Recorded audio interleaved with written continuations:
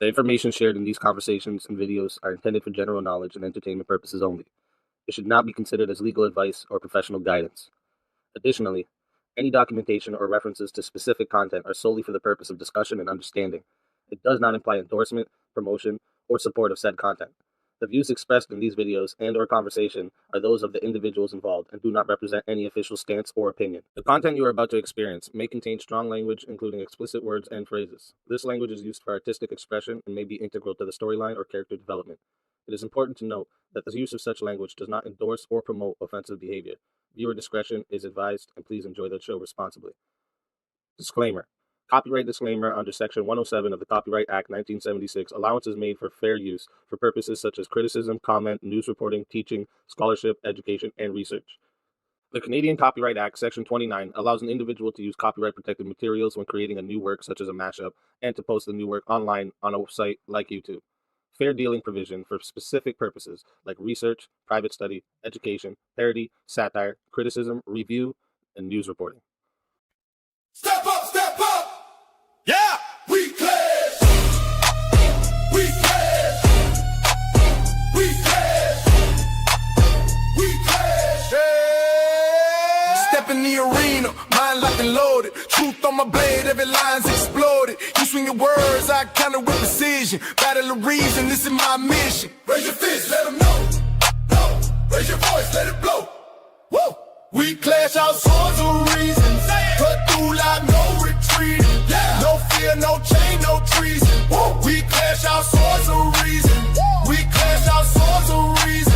Cut through like no retreat. Yeah. No fear, no chain, no treason. Woo. We clash our swords of reason. Woo. Step back, I'm a scholar and a fighter. Every claim you throw, I strike tighter. Logic and power, I never fold. In the war of words, I'm solid gold. Raise your fist, let them know. Whoa. Raise your voice, let it blow. Woo. We clash our swords of reason. Cut through like no retreat. Yeah. No fear, no chain, no treason. Woo. We clash our swords of reason. We clash our swords of reason. Cut through like no retreat. Yeah. No fear, no chain, no treason. Woo. We clash our swords of reason. Every thought a fortress, every claim a storm. We forge a truth where chaos takes form. Ideas ignite like lightning through the night. In the war of minds, we bring the light. Step in, feel the heat. Truth is my weapon, never beat. Raise them high, break the ceiling. With a fire, with a feeling. We clash our swords of reason. Cut through like no retreat. No fear, no chain, no treason. We clash our swords of reason. We clash our swords of reason. Cut through like no retreat. No fear, no chain, no treason. We clash our swords of reason. We clash our swords of reason. Cut through like no retreat. No fear, no chain, no treason. We clash our swords of reason. Welcome everybody to another episode of Swords of Reason right here on the Speakeazy show, Mondays, Tuesdays, and Wednesdays. This is where logic meets passion. If you're new here, the format is simple. Each debater gets 10 minutes for their opening statements, followed by 5 minutes of uninterrupted rebuttals. After that, we enter the arena for a full hour of back and forth debate. It's where the arguments can clash and the iron can sharpen the iron. And then finally, each side delivers a 5-minute closing statement to lock in their case. When that's done, we're going to move into a 30-minute Q&A.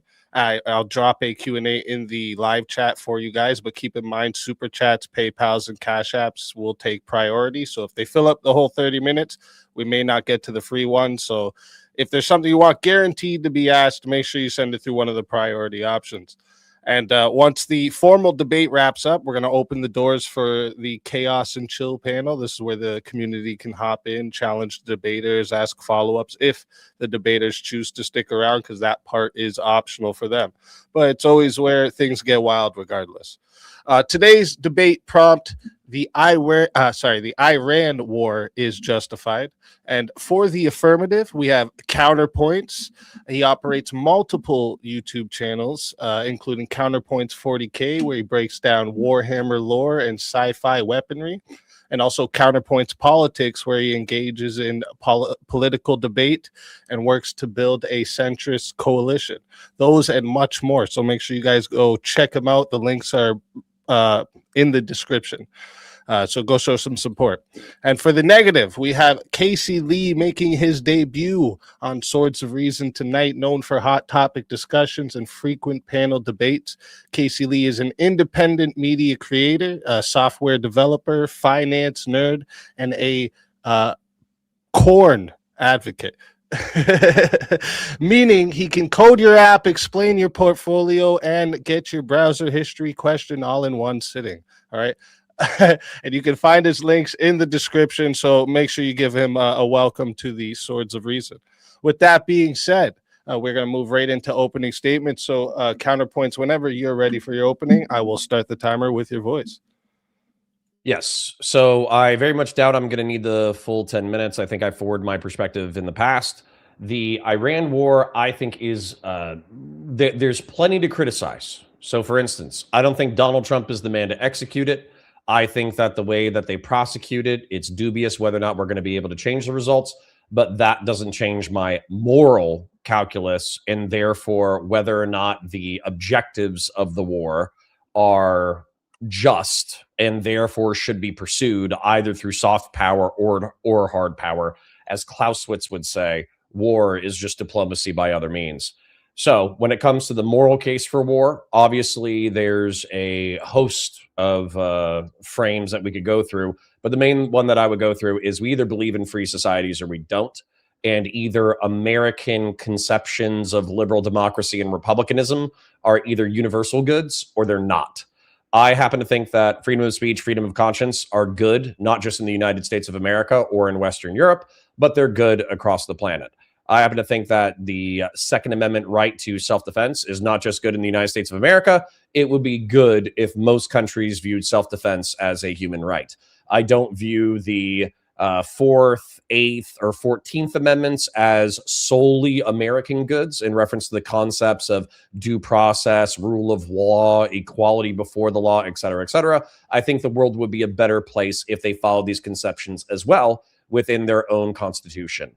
I do not accept the fact that a country being far away changes these moral calculuses. I think that the reason why we have allied with the Gulf states, despite them routinely violating these conceptions, is that obviously they're sitting on a third of the world's oil, and we are culturally and diplomatically pushing them towards our worldview. And you could actually see, particularly with the Crown Prince MBS, some social, cultural, and economic reforms that seem to be Americanism piercing into the Gulf states, which I would view as a positive development. I would also view the Abraham Accords, as much as I criticize Donald Trump and think he's a dirtbag and a dummy and an idiot, and I also criticize the corruption of the Trump family. I do think that Jared Kushner negotiating the Abraham Accords and bringing Israel and the Gulf states into some level of geopolitical alignment was positive. So if there are people who are outside of the Western conception of liberal democracy and republicanism, it's kleptocratic and oligarchic Russia. It is state capitalist, quote unquote socialist China.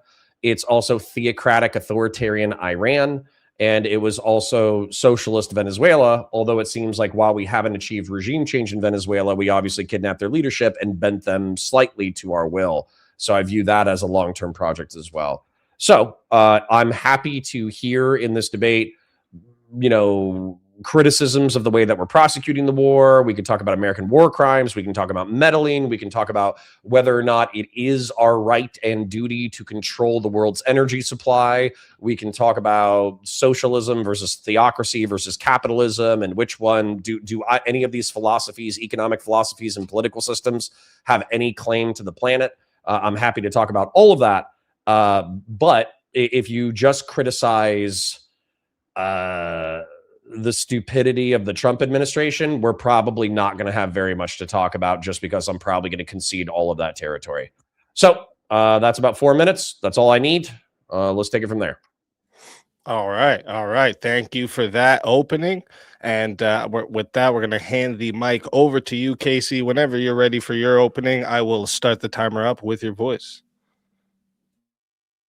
All right. I wanted to talk about terrorism, and seeing as that is often brought up with regards to Iran, especially from our good allies, our friends in Israel, a history of terrorism, and then maybe we could decide if that all that human rights talk that we just heard was actually just bullshit.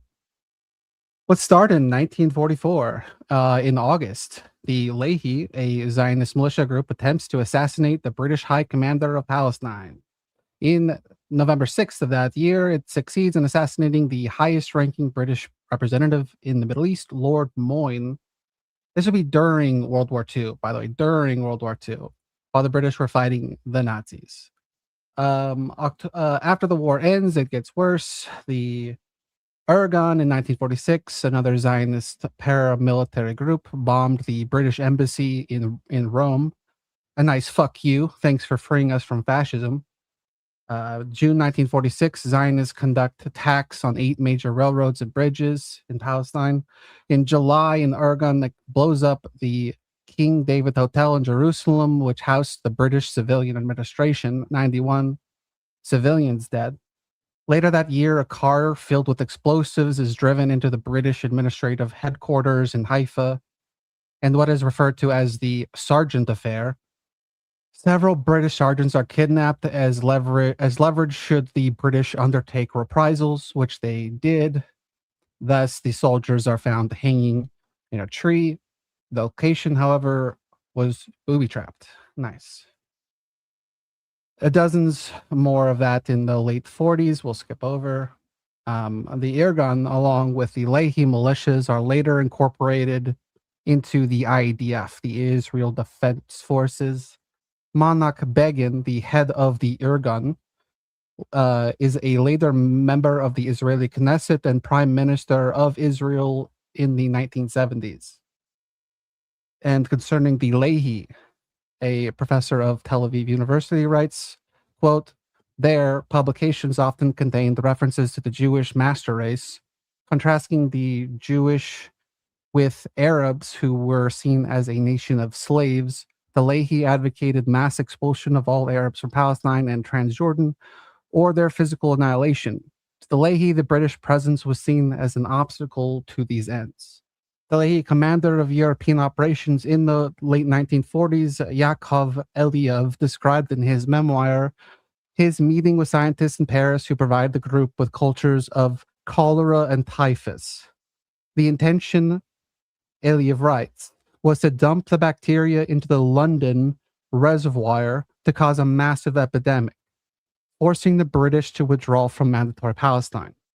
French intelligence arrests Lehi operatives in London with a large amounts of explosives. The plot to cross the channel and poison London's water supply isn't apparent until decades later when the memoirs are published. Today, the Lehi is an honorable award given out in the IDF. Its then leader, Itzhak Shamir, was the 7th Prime Minister of Israel, serving multiple stints, the last being as recently as the 1990s. 1946, of course, was the Nakba, thousands killed, massacred, and 750,000 displaced Palestinians now reside in the West Bank, Gaza, and South Lebanon. On to the 1960s. The Lavon Affair. What's the Lavon Affair? Well, that would be a false flag operation where the Jews in Egypt were recruited to help the Mossad bomb American and British installations, targeting cinemas, libraries, and American education centers, to be blamed on the Muslim Brotherhood. Citing Israeli historian now, Sebtai Teveth, quote, the idea was to undermine American and British confidence in the Egyptian regime, to generate public insecurity and public unrest, followed by demonstrations to lead to eventual acts of revenge, all while concealing Israeli involvement.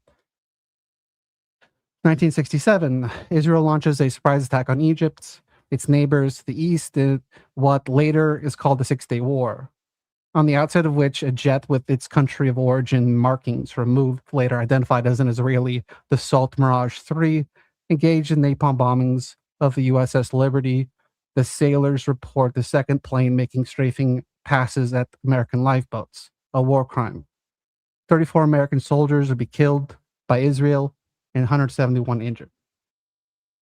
Following the Six-Day War, Israel is also in control of the West Bank, Gaza, as well as the Egyptian Sinai Peninsula. The United States facilitates Israel's return of the Sinai to Egypt, as part of which the U.S.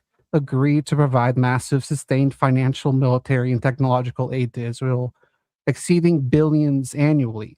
It's 1960 or the 1970s, billions annually. These payments continue to this day. 1982. Israel had invaded Lebanon during an ongoing civil war in Lebanon.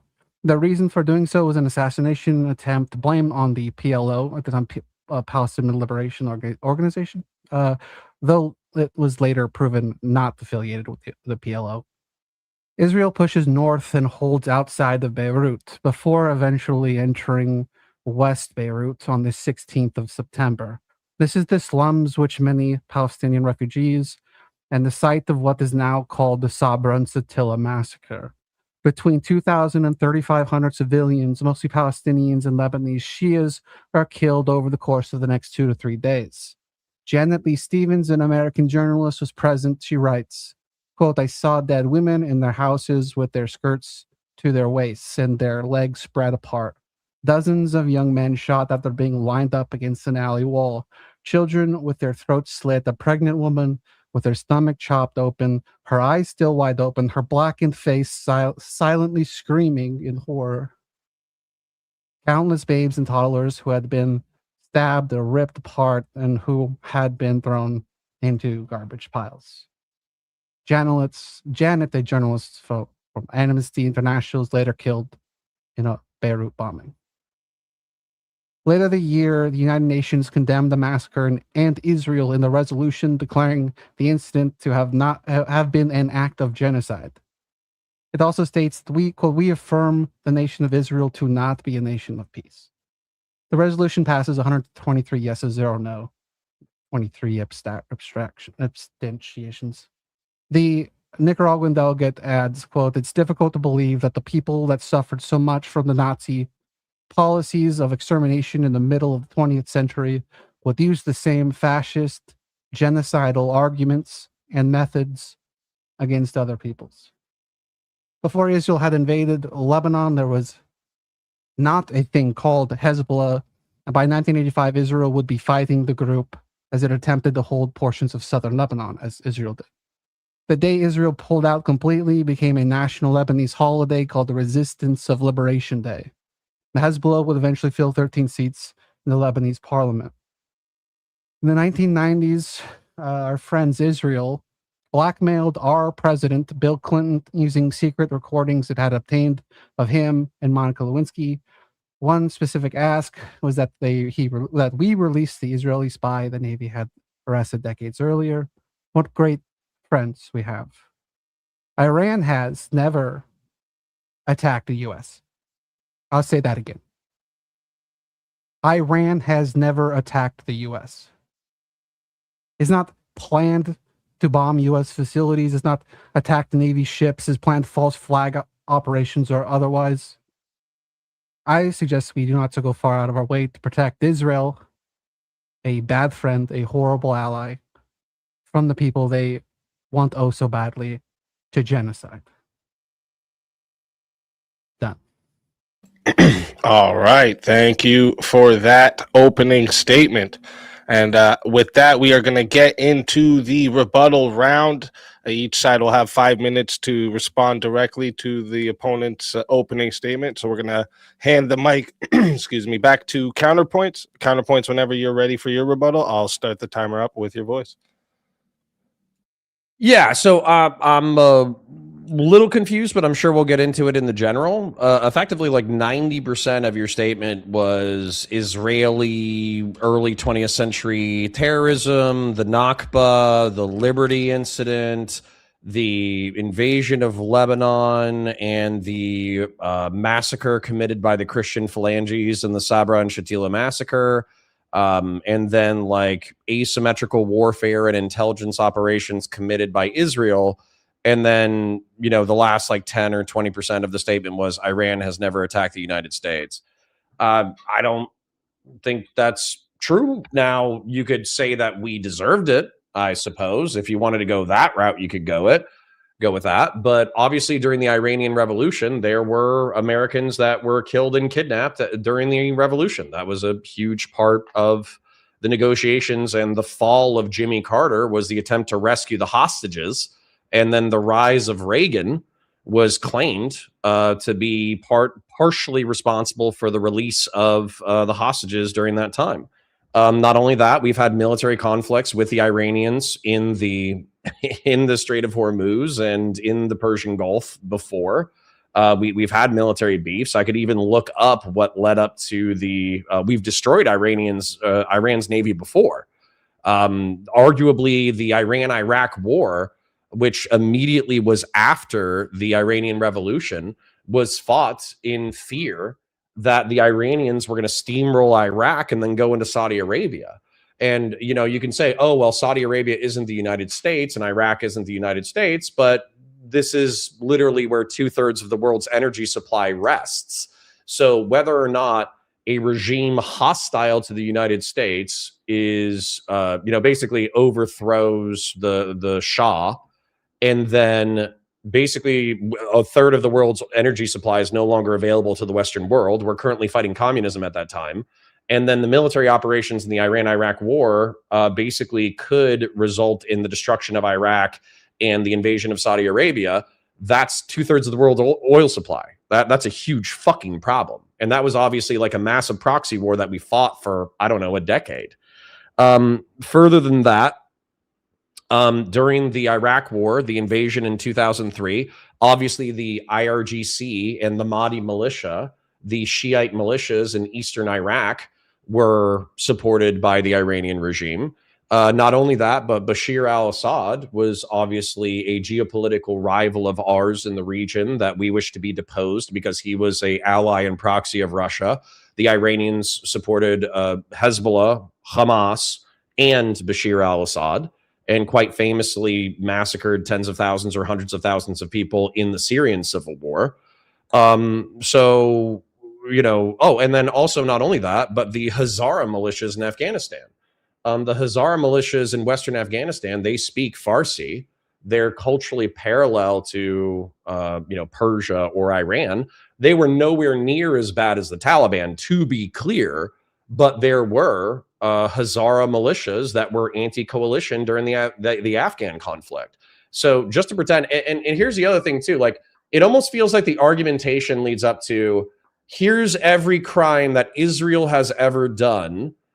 Iran, by comparison, has never attacked us. Therefore, they're good boys. Therefore, we shouldn't mess with them at all.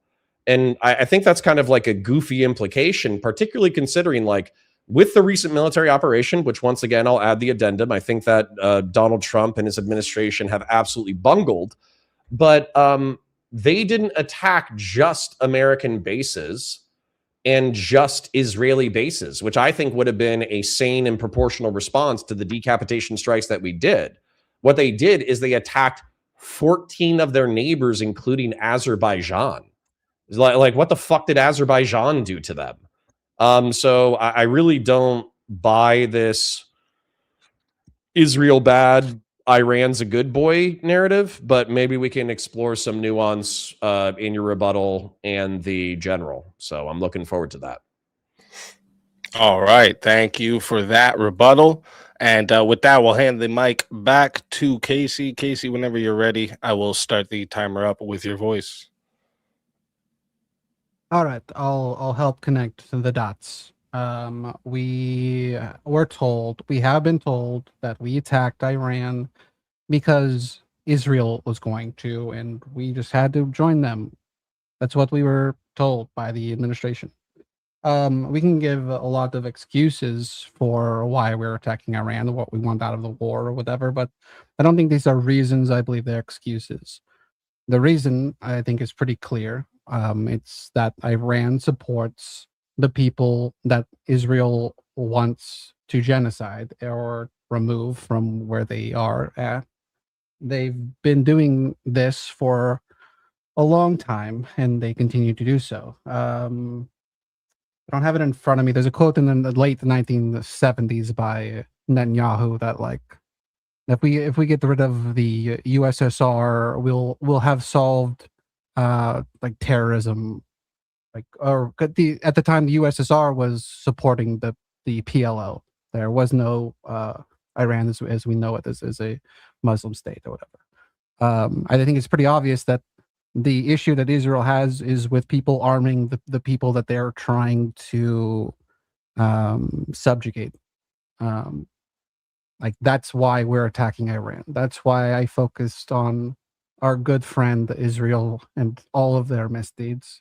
And I don't think that you gave any good example of Iran attacking the U.S. Yeah, you could say that while we invaded Iraq, like a lot of people are killing each other, or some of them given arms by Iran, like what that may have ended up killing U.S. soldiers, like maybe, but with the underscore of they were mostly on our side in the Iraq War. They were the people that we put in charge are friends with Iran. They were mostly on our side. Did it ever happen? Like, maybe, but that's not Iran attacking the U.S. I don't know. You mentioned the Iraq-Iran war. That would be Iraq's invasion of Iran. I don't see how that is relevant. Yeah,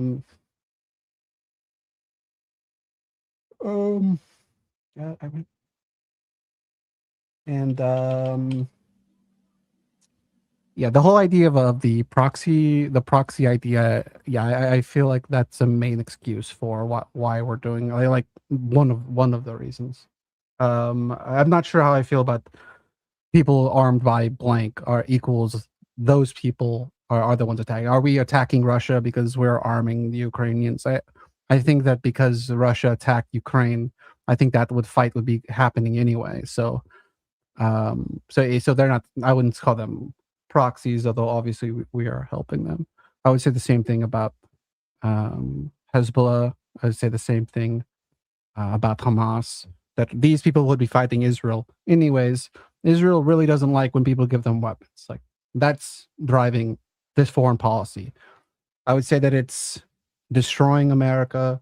I would say it's throwing money away. It's that there is no good reasons for it. It is not because of democracy. It's not our spreading of democracy by bombing people. That's never been what we were doing. We weren't doing that in Afghanistan. It's not what we're doing in Iraq. It's not what we're doing now. There's reasons why we're not doing it in Saudi Arabia. The idea that the Saudi Arabia, my opponent mentioned that, like, that they're coming to like Western ideals or some shit like that. That they're the most hardened Muslim sect is Saudi Arabia's Wahhabism. They're not they ain't Western at all. They're far less Western than Iran. Their government is far less democratic than Iran.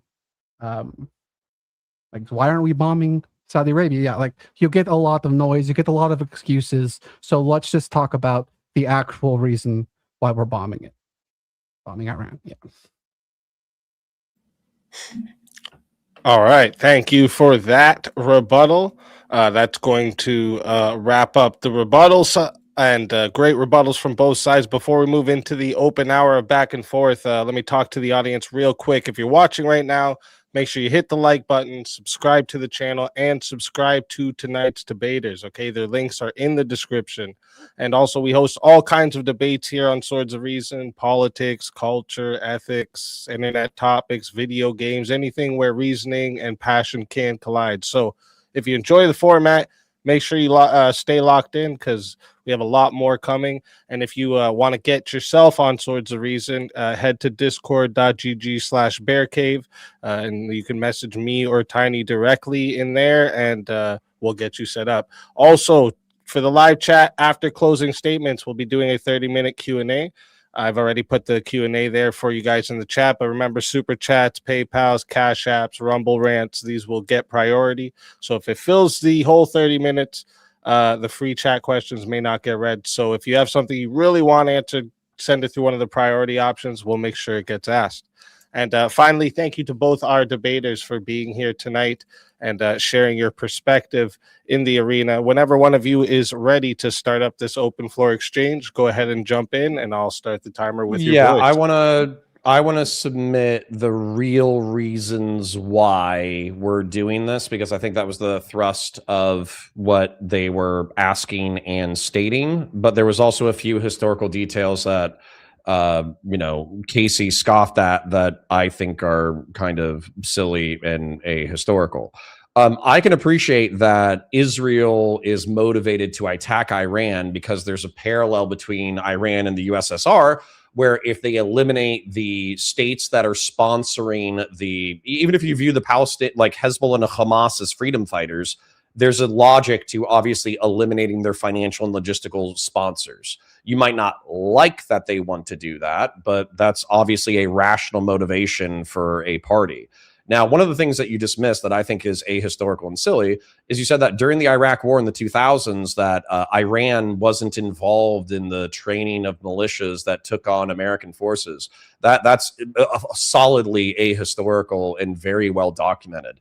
Muqtada al-Sadr, the Mahdi militia, the Iranian Revolutionary Guard Corps, basically training Shiite militias in eastern Iraq in order to not only fight Sunni jihadist organizations and Sunni militias, but also to attack American forces and expel them from the country. This isn't like a matter of debate. This is a matter of record. Not only was I alive at the time, I was in the fucking country at the time. The news stories are probably, you could just Google this concept, who Muqtada al-Sadr was and what his goals were, what the IRGC was doing in Iraq, the concept of explosively formed projectiles, and the Mahdi militia, and you would be able to understand what I'm talking about almost instantaneously. Now, you said the Iran-Iraq war wasn't relevant. Well, what I'm trying to point out to you is that there are certain ideologies that are combating for dominance on the world. Western liberal democracy and republicanism is one of the philosophies. Socialism and communism is another one. Arguably, Islamic theocracy is another one. And then I would say kleptocratic oligarchy is another one. So the Iran-Iraq proxy wars, you asked the question that I think is relevant, which was, are we attacking Russia via Ukraine? The answer is yes. And I think anybody who says no, that's a very silly analysis of geopolitical thought. Now, one last historical point, and then I'm going to reemphasize what I think is the reason why actually two, sorry. So you kind of scoffed when you said America is spreading democracy through violence, spreading through democracy through bombs. You might not have intended it, but your tone basically said that you were totally derisive of the concept. But if we look at South Korea, if we look at World War II and, post-World War II Europe, if we look at post-World War II Japan, if we look at what we were actually doing in Afghanistan and Iraq, it's actually quite clear that we spent billions, maybe even trillions of dollars over the past century spreading our ideology both through hard and soft power. So once again, that seems ahistorical. And then finally, this will be my last historical point before I say the two things, and then I'll be happy to hear a rebuttal. Saudi Wahhabism.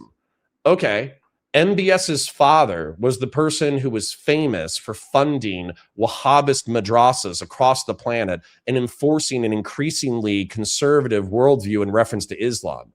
MBS has quietly decreased funding for said madrasas that were spread across the world, and he's also opened up his country to increasing amounts of American economic and cultural influence. So you're about a decade late with your talking points.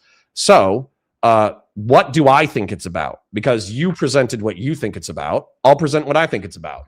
I think it's about controlling the world's energy supply. That is a very important idea. And then it's about the nuclear balance of power. So the United States is not interested in Iran having nuclear weapons, because if they do, Saudi's going to get them. And if Saudi's going to get them, Oman's going to get them. And if Oman's going to get them, Bahrain's going to get them. And if Bahrain's going to get them, then the UAE's going to get them. And if UAE gets them, then Kuwait's going to get them. And then we have like a 10-way Mexican standoff with nuclear weapons where the parties who pull the triggers on nuclear weapons don't care whether or not they live or die. So it's about nuclear balance of power and controlling the world's energy supply. I'll shut up and listen to you for an extended period.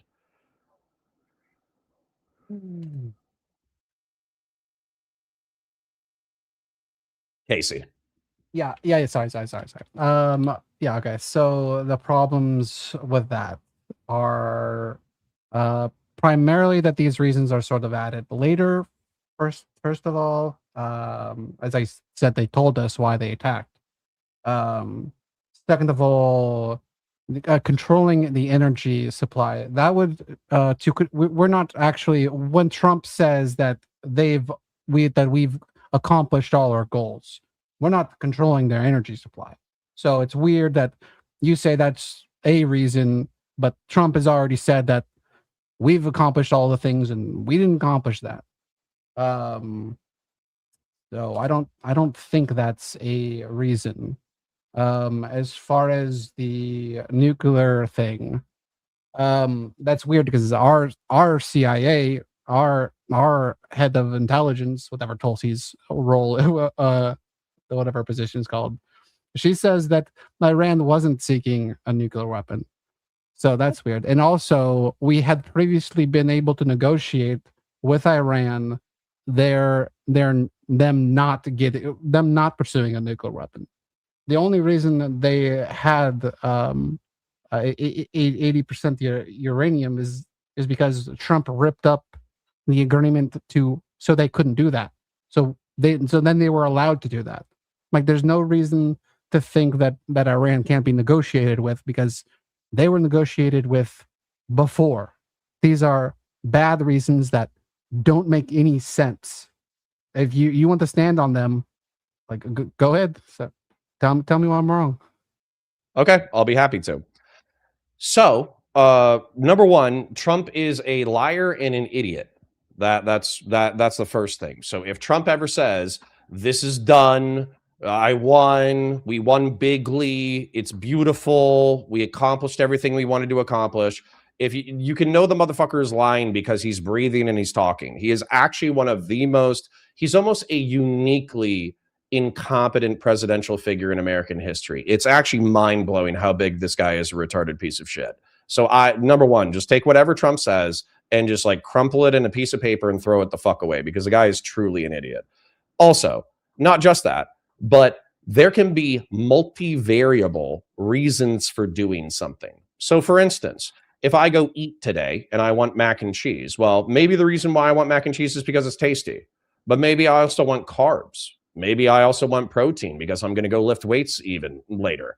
Maybe it's going to give me indigestion and that's going to make me upset and it's going to hurt my tummy. But realistically, I want the protein and the carbs more than I care about my stomach being upset.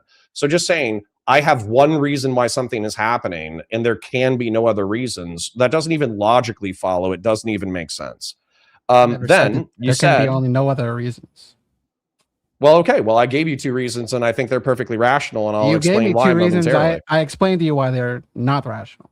We're not controlling their energy. So you think the United States because DNI Tulsi Gabbard, a prominently known Russian, Iranian, and Assadist simp, says that the Iranians have designs to pursue a nuclear weapon, that's the end of the debate? Yes, it's that the head of intelligence says that they were not decided to do that. Yes. She says that under Director oath of National Intelligence, yes. Tulsi Gabbard, has been documented over the past decade for being a huge fan of Russian Today News and having a more than favorable perspective in reference to Bashar al-Assad, in reference to Iran, in reference to Russia. This is very well documented. So why would I trust DNI Tulsi Gabbard when effectively she is infinitely sympathetic to our rivals and enemies? Yeah, she's the head of intelligence. She's reporting on what our intelligence says. Like, you don't want to believe her. You don't want to believe the people who decided to go to war. Why does Iran, so like nuclear enriched material can be used for civilian reactor purposes at less than 10% enrichment. Why does Iran want 60% consistently? maintaining 60% enriched uranium stockpiles? Obviously, they want the option. They want the option to be relatively close. What? Yeah. Okay. Do you think that the Gulf states in the United States and Israel might not like that? Yeah, well, they could remake the deal. They've already shown they're willing to make a deal. The only reason they did it That is doesn't because answer my Trump question. ripped up the Do you deal. think that it's reasonable for the Gulf states, the United States, and Israel to care about whether or not Iran has 60 stockpiles of 60% enriched uranium? Is that a rational thing to care about? Sure, they can care about it. Okay, so basically the thing that you said was not a good reason, the nuclear balance of power in the Middle East and North Africa, actually is a good thing to care about. And it can be a partial motivation for why we're bombing Iran right now, yeah? No, not when they've shown that they're willing to make a deal. And also, them doing that is entirely rational, given that we pressured Libya to give up their nuclear weapons, and then we fucking bombed the fuck out of them immediately. I don't think I after. ever argued that Iran doesn't have a rational Okay, motivation so for it pursuing a is weapons of mass rational. destruction program. That Right. was never uttered. Okay. But then it is not them necessarily deciding to. So it makes sense when our intelligence says that they haven't decided to. That was your implication of mentioning it. Yeah, because I don't trust DNI Tulsi Gabbard in order to make a fair and balanced and unbiased evaluation of what Iran plans on doing with its nuclear stockpile. Because if Iran was, and by the way, I agree, the JCPOA negotiations with the Iranian regime in order to demilitarize their nuclear program is probably ideal. I think diplomacy is preferable to war, particularly in this situation. And I actually think Obama with the JCPOA, the Republicans like to act like it's stupid. But now, after the war has already been conducted and failed, now they're just renegotiating the JCPOA. So all they did is they just killed tens of thousands of, well, maybe not tens of thousands, but they definitely killed thousands of people and caused billions of dollars in infrastructure just to renegotiate the diplomatic deal that Obama already did. But that doesn't change what I'm saying, which is that our motivation for the Iranian war is to prevent them from having nuclear weapons or ready access to nuclear weapons. Your VTuber is squinting, but there's nothing illogical about what I'm saying. If she's squinting, then I'm squinting. No, it is illogical because we could just talk to them about making a deal. And by bombing them, they still have the uranium. That we haven't solved anything. Is this a reason why we went to war? We didn't solve it. I was just trying to establish whether or not it was a reasonable thing to even care about in this conflict, because you said that it wasn't. So, No, if we agree that it's a reasonable thing to care about, then we can argue whether or not the war will actually accomplish the stated goals. Why would we start a war with a country when we could just make a deal with them instead? There's an obviously better solution if the nuclear issue is that big of an issue. There's obviously a better solution. Therefore, that's not why we did it. If there's a clear, better thing they could have done, and that's not the reason why they did because the thing. You, Casey Lee, the VTuber, have a personal preference for diplomacy over military action. That can't be a motivation for armed conflict. The entire world has that proliferation preference. Everyone has that preference. You make a deal with people that you disagree with. They're doing something that you don't like as a country, so you make a deal with them to not do that. That's everyone's If everyone preference. has that preference, why are we at war? Yeah, because Israel doesn't have that preference. Oh, okay. So not everyone. Okay. Gotcha. And also the reason wasn't nuclear. That Iran wasn't going to be negotiated out of supporting their allies. Have you heard of the Operation Stuxnet? Nope. Okay. So in the early 2010s, there was allegedly, nobody's confirmed responsibility, but there was a joint Mossad CIA operation where Iran was using centrifuges in order to enrich their uranium, and they had them on closed servers.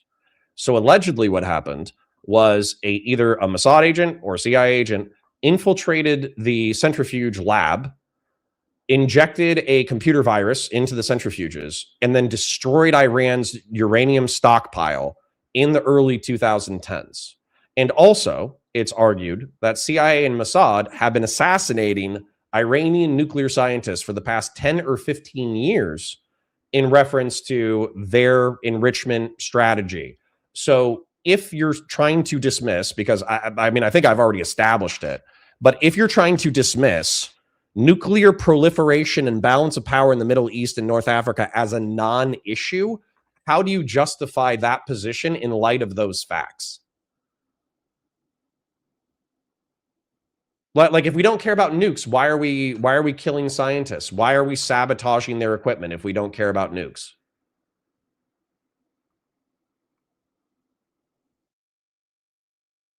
Casey, you still there? Speakeazy, are you still there?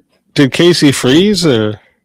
I think Casey might have frozen. They might need to leave and come back. Oh yeah, there must be something happened there. That's okay. Yeah, I was confused. I was like, wait, what? Well, I want to make this emphasis so that way the audience can maybe understand it while Casey is reloading their page. Yeah, go ahead. So I think dismissing nuclear balance of power as a serious consideration for the Iran war is silly. I don't think that you can take a single quote from Donald Trump or one of his advisors or DNI Tulsi Gabbard and say flat out, this is reality. DNI Tulsi Gabbard has been criticized for being biased towards Bashar al-Assad, Syria, Iran, and Russia for a decade. It's part of the reason why her confirmation was so controversial. And then not only that, but the nuclear enrichment has been a huge part of the negotiations in reference to the peace settlement that they're pursuing right now. So I actually like we should probably move on, because I actually just like flat out reject that is not a concern in this conflict. And then also controlling the world's energy supply. I was going to go back for this. I can repeat this when they come back into the show. But effectively, it's like the reason why the Iranian regime exists is because British Petroleum was a backer of the Shah. The Prime Minister Mossadegh, I think his name was Mossadegh, wanted to nationalize the oil resources. And so the United States, along with I think members of the SAS and the British intelligence services, basically overthrew the Iranian national government and reinstalled the Shah as like the dictator of Iran, where he remained in power until 1979. So saying like controlling the world's energy supply is also not a consideration in reference to this, particularly when like another thing about the negotiations. The reason why the negotiations are so painful is because 20% of the world's energy supply goes through this fucking strait. So, I mean, I don't even know why we would contest these facts. It's not just Hezbollah and Hamas. That's not the only motivation for the war. That's very silly. Are you back with us, Casey? Oh, your sound's not coming through if you're trying to talk there, Casey. And we don't see your character there anymore either. Casey?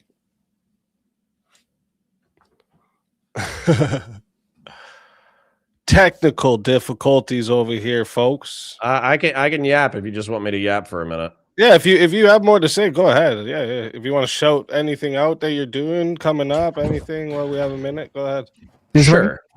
Yes, I can hear you now. There's Casey. Yeah, sorry. I'm shutting. Okay, that's important. Sorry, my power went out. Okay. Casey, can I make a point to you that I made to the audience after you got knocked out? Yeah, I came back when you went from CIA operation with the hacking, and then the next thing I heard was about the Mossadegh.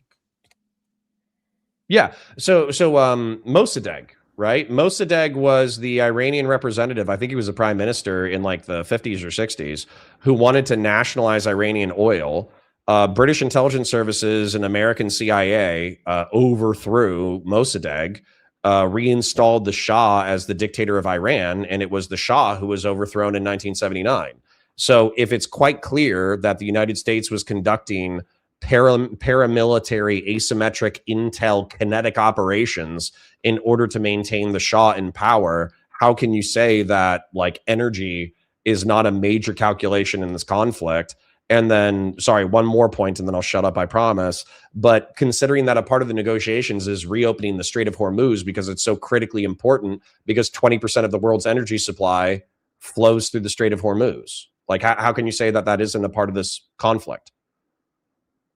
Yeah, we created a problem, and then now we're trying to solve it. I think I believe that the U.S. would love to have Iran's oil, would have love to have control of their oil fields.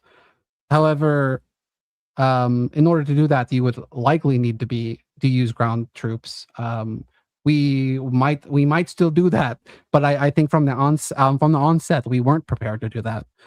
From the onset, it was about changing who's in charge of Iran. Maybe mostly, I think it's just about weakening Iran. But clearly, we're not going for having control of their oil fields. Like I would say that the amount of resources we would need to use to be able to do that, the military seems not willing to do that. So that's why I say, Well, right, because the American people are exhausted after the war on terror, but we are giving Starlink terminals and small arms to anti-government forces. They're probably not strong enough to take out the Iranian regime, but that doesn't mean that we're not doing spooky, sneaky CIA asymmetric warfare shit. regarding what? Regarding, okay, so Iran has been accused of killing between 10,000 and 40,000 pro-democratic protesters in the past like 6 months. And it, basically what the CIA has been accused of is that the Iranian regime keeps shutting off the internet, and that makes it difficult for communications to happen. Fuck, they're gone again. I'm gonna make this point though. So the CIA has been accused of providing small arms and Starlink terminals to militias in Iran, hoping that they'll be able to coordinate a revolution to overthrow the Ayatollahs. So, okay, yeah. So what I was saying is the CIA is giving anti-regime militias small arms and Starlink terminals in the hope that they will overthrow the regime. So why would we do that if we did? I mean, we might not be going in all the way with an Iraq-style invasion, but don't you think that that is probably us trying to overthrow the regime? That's like we would like that to happen, but clearly, I don't think if that was a goal, then we would be a lot more committed. I think that the people who wanted to do this are already at least partially satisfied. Like, because this is for the amount of resources that we put into it, and then we did lots of bombing. We weakened the regime. We killed a lot of the people. Like I feel like we shouldn't say that we were trying to do something much greater. I mean, we would say that we would like for that to have happened, but clearly, and even if the thing that you said that happened, if that actually happened, that still wouldn't mean that we had control of their oil, of their resources. Sure. And basically, I guess I want to refocus that way. We don't spin a wheel where I feel like I've sufficiently made my case, and but this isn't the debate prompt. So I guess my question to you, the coward's way of phrasing this would be, even if you don't agree with me, but I'm making the argument that nuclear proliferation, the securing the world's energy supply, and cutting off support for Hamas and Hezbollah are all motivations for the Iranian conflict.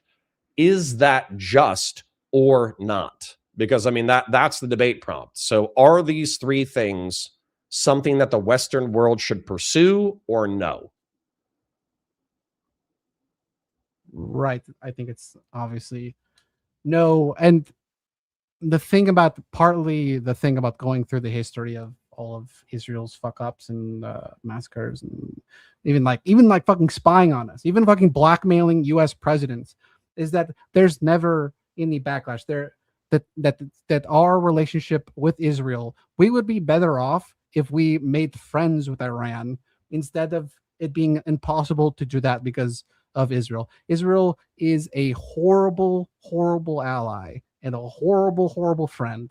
Like, why we should not be doing anything for Israel. Like period. Like we should be making we should make friends with Iran instead of bombing them. broadly. So do you think Iran's objections to so for instance, like, you know, I know Al Qaeda is Sunni and Iran is Shiite. I know there's like differences, but I feel like anti-American jihadists have similar criticisms of the Western world. And so, you know, Osama bin Laden, quite famously in his letter to America, he cited the Sabra and Shatila massacre as part of the reason why he did 9/11, because the Christian Phalange militias in Lebanon perpetrated the massacre. The IDF provided lighting via mortar flares for the massacre. And then it was the United States 7th Fleet that provided air cover and military support for IDF to withdraw from Lebanon when the conflict was over. So by proxy, we are guilty, you know, for the Sabra and Shatila massacre.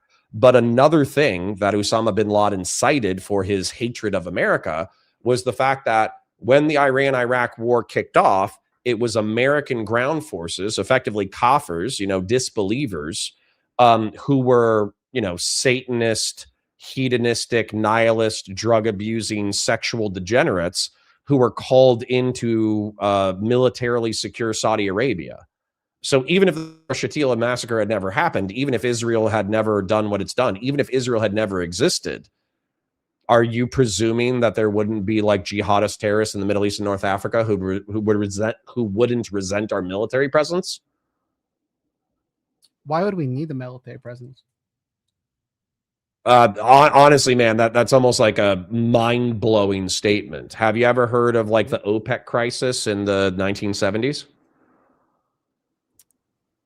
Look, I know a little bit about it, but not that much. But okay, yeah. Basically, the Middle Eastern and North African nations decided that they didn't like the United States and they cut off oil to us. And since we weren't a net producer at the time, it strangled our economy and caused horrific stagflation. Yeah, okay. I mean, I'm not against like military bases overseas, but all of Osama's like issues with America, like obviously, like some of them would exist anyways. I know for a fact, if you're familiar with, I could never pronounce it because it's like Quan Qutb. massacre. Qutb. Yeah, the Egyptian philosopher. No. It's a massacre in Lebanon, and it says 96. Anyway, it's the Israelis. They shell a UN outpost had about 600 Lebanese staying there. One of the 9/11 terrorists was there, and hundreds die. Yeah, but okay, my frustration with this line of thinking, though, so if we pick Israel and we go down a line of their massacres, asymmetric warfare, and terrorism, we're going to find a lot. If we do that with America, we're going to find a lot. My frustration with this line of thinking, though, is if we do Russia, we're going to find a lot. If we do Iran, we're going to find a lot. If we do Syria, we're going to find a lot. If we do Afghanistan, we're going to find a lot. Like, asymmetric warfare and terrorism never happens in a vacuum. So why are we presuming that because Israel and the United States have done fucked up shit in the 20th century, that our enemies aren't also guilty of fucked up shit in the 20th century? Yeah, I don't know. I think Israel is guilty of a lot more fucked up shit than the U.S. is. Okay, well, I want to make this point to you. So the casualties in Gaza have remained the casualty estimates in Gaza have remained relatively stagnant. Estimated at 70,000 dead, 20,000 of them being militants, and an estimated 200,000 dead from indirect causes. And that's been stagnant for the past year. So my question to you is, how come Iran can wipe out 30,000 to 45,000 people and we don't even fucking blink? Okay. Yeah. Do you believe that Iraq had weapons of mass destruction? Yeah, because we sold it to them in the 1980s. No. When the Bush administration said that they had proof of it. And by the way, they didn't have any, right? No, I don't think that they had a active weapons of mass destruction program based off of the analysis after the invasion. Hold on.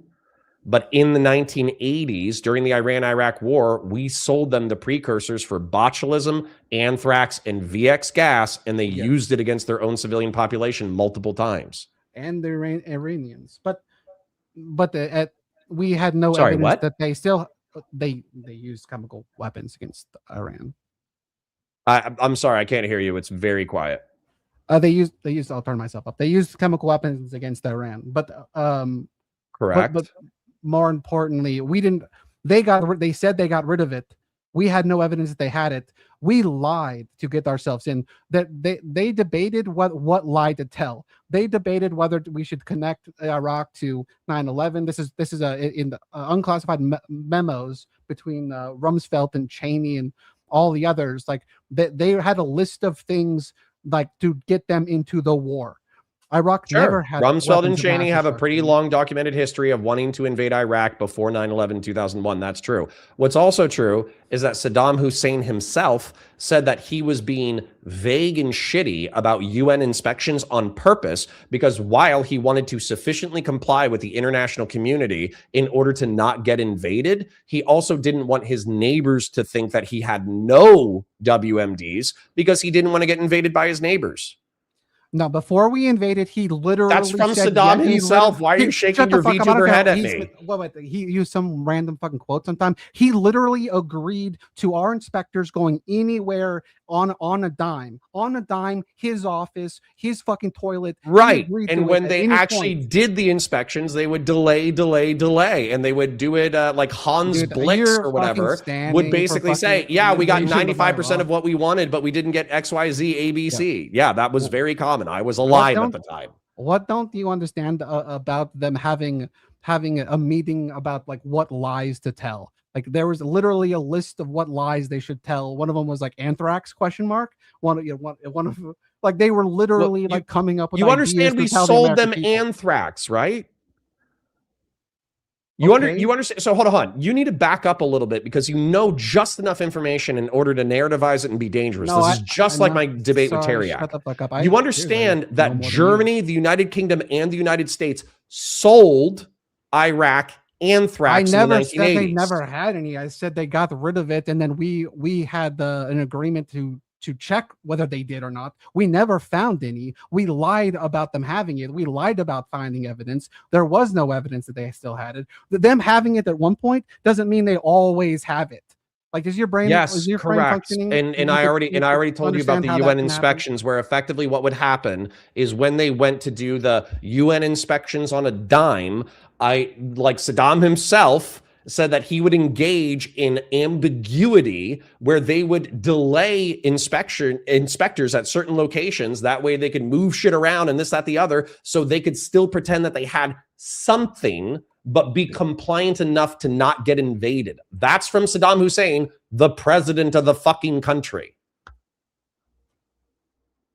He wanted it to be ambiguous. He wanted the United Nations and the United States to get enough of what they wanted. That way he would not get invaded, but he wanted enough ambiguity about his weapon stockpile so he wouldn't be invaded by his neighbors. Do you understand that him agreeing for them to search anywhere at any time, like totally debunks, like your stupid point about... Do you understand agreeing to something and complying with something are two different things? Do you understand that? The thing behind me right here, it's a memo. This memo is Rumsfeld, and it says, quote, how to start ? Saddam moves against Kurds in the North ? U.S. discovers Saddam connection 9/11 attack. Oh, that's a good one. That's a good one too. Here, discover dispute over WMD inspections ? Start now thinking about inspection demands. Those would be demands that they would say no to. Would give us the reason to invade. They were coming up with reason. This is declassified memo. They were coming up with reasons to invade. Like, it's obviously a go ahead and read the first one. Saddam moves against Kurds in the North ? Saddam repeatedly has stomped at that time had repeatedly stomped on the northern Kurdish independent zones. Why do you think the Peshmerga exist? What do you think happened with the WMDs that soured our relationship with Saddam in the first place? What's the point you're making? The point that I'm making is that isn't a lie. Saddam routinely brutalized the Kurds in the north. The reason why our relationship soured with Saddam was because he used the WMDs against the Kurds. It's on a list right next to U.S. discovers Saddam connection to September 11th. It's on a list of things. Like, yes, I agree that you could argue the first one, had happened in the past. That's why it was a thing. You can argue the second one as well. Let's go to the second one. I love the second one. Let's talk about the second one. These are things that have not yet come to pass, or things they could lie about. That you could put an asterisk. Let's talk about the second one. This is admittedly a plan for invasion of Iraq. This is admittedly. Don't you think that you plan invasions before you conduct them? Can we talk about the second one? No, it was a year before we invaded. They're coming up with false reasons. Yes. Okay, but let's talk about the second one, because I already told you the first one isn't false. So let's talk about the second one. The second one, where Al-Qaeda had tenuous ties to, Iraq or whatever. The tenuous ties were post hoc. And I'll agree with this 100%. Donald Rumsfeld and Dick Cheney wanted to get into Iraq before 9/11/2001. I am admitting that part to you. But what you need to hear from me is that the head of Al-Qaeda in Iraq, prior to the invasion of Iraq, after the invasion of Afghanistan, went to Osama bin Laden and said, hey, I want to start an Al-Qaeda chapter in Iraq because the United States is saber rattling about Iraq. And so as a result, will you give me seed funding to start AQI? And what was funny is that the American saber rattling is what caused an AQI cell to exist. So you could probably look up whenever that memorandum was released, and you could probably look up whenever the AQI fucking representative traveled to Iraq and see which one happened first, which would be interesting, by the way. Sorry, this is declassified. It is discussed while declassifying that this is what's the date of this memorandum? What's the date of the memorandum? It's about a year. I can get the exact date, but it's about a year before the invasion. But okay, so let's look up the when was Iraq invaded by the United States? March 20th, 2003. March. The date of the memorandum is November 20th, 2003. So let's say it's March 20th, 2002. Okay. If you can't find a specific date, if you can find a specific date, November 2001. It's November 2001. Okay. Yeah, no, that's great. That probably backs up something that I'm agreeing with you about, which is the fact that Donald Rumsfeld and Dick Cheney, effectively, they were a part of Bush Sr.'s administration. They thought it was a mistake to not invade Iraq in Operation Desert Storm and Desert Shield and Desert Storm. And so they built up KBR and Halliburton, and they continued with their ties in the American government through the Clinton administration to keep pressure on the no-fly zones and the sanctions. And they were looking for excuses to invade Iraq even before 9/11/2001. So, okay. Hold on. When who was the head of AQI? Al-Qaeda in Iraq. Zarqawi. Okay. When did Zarqawi travel to Iraq?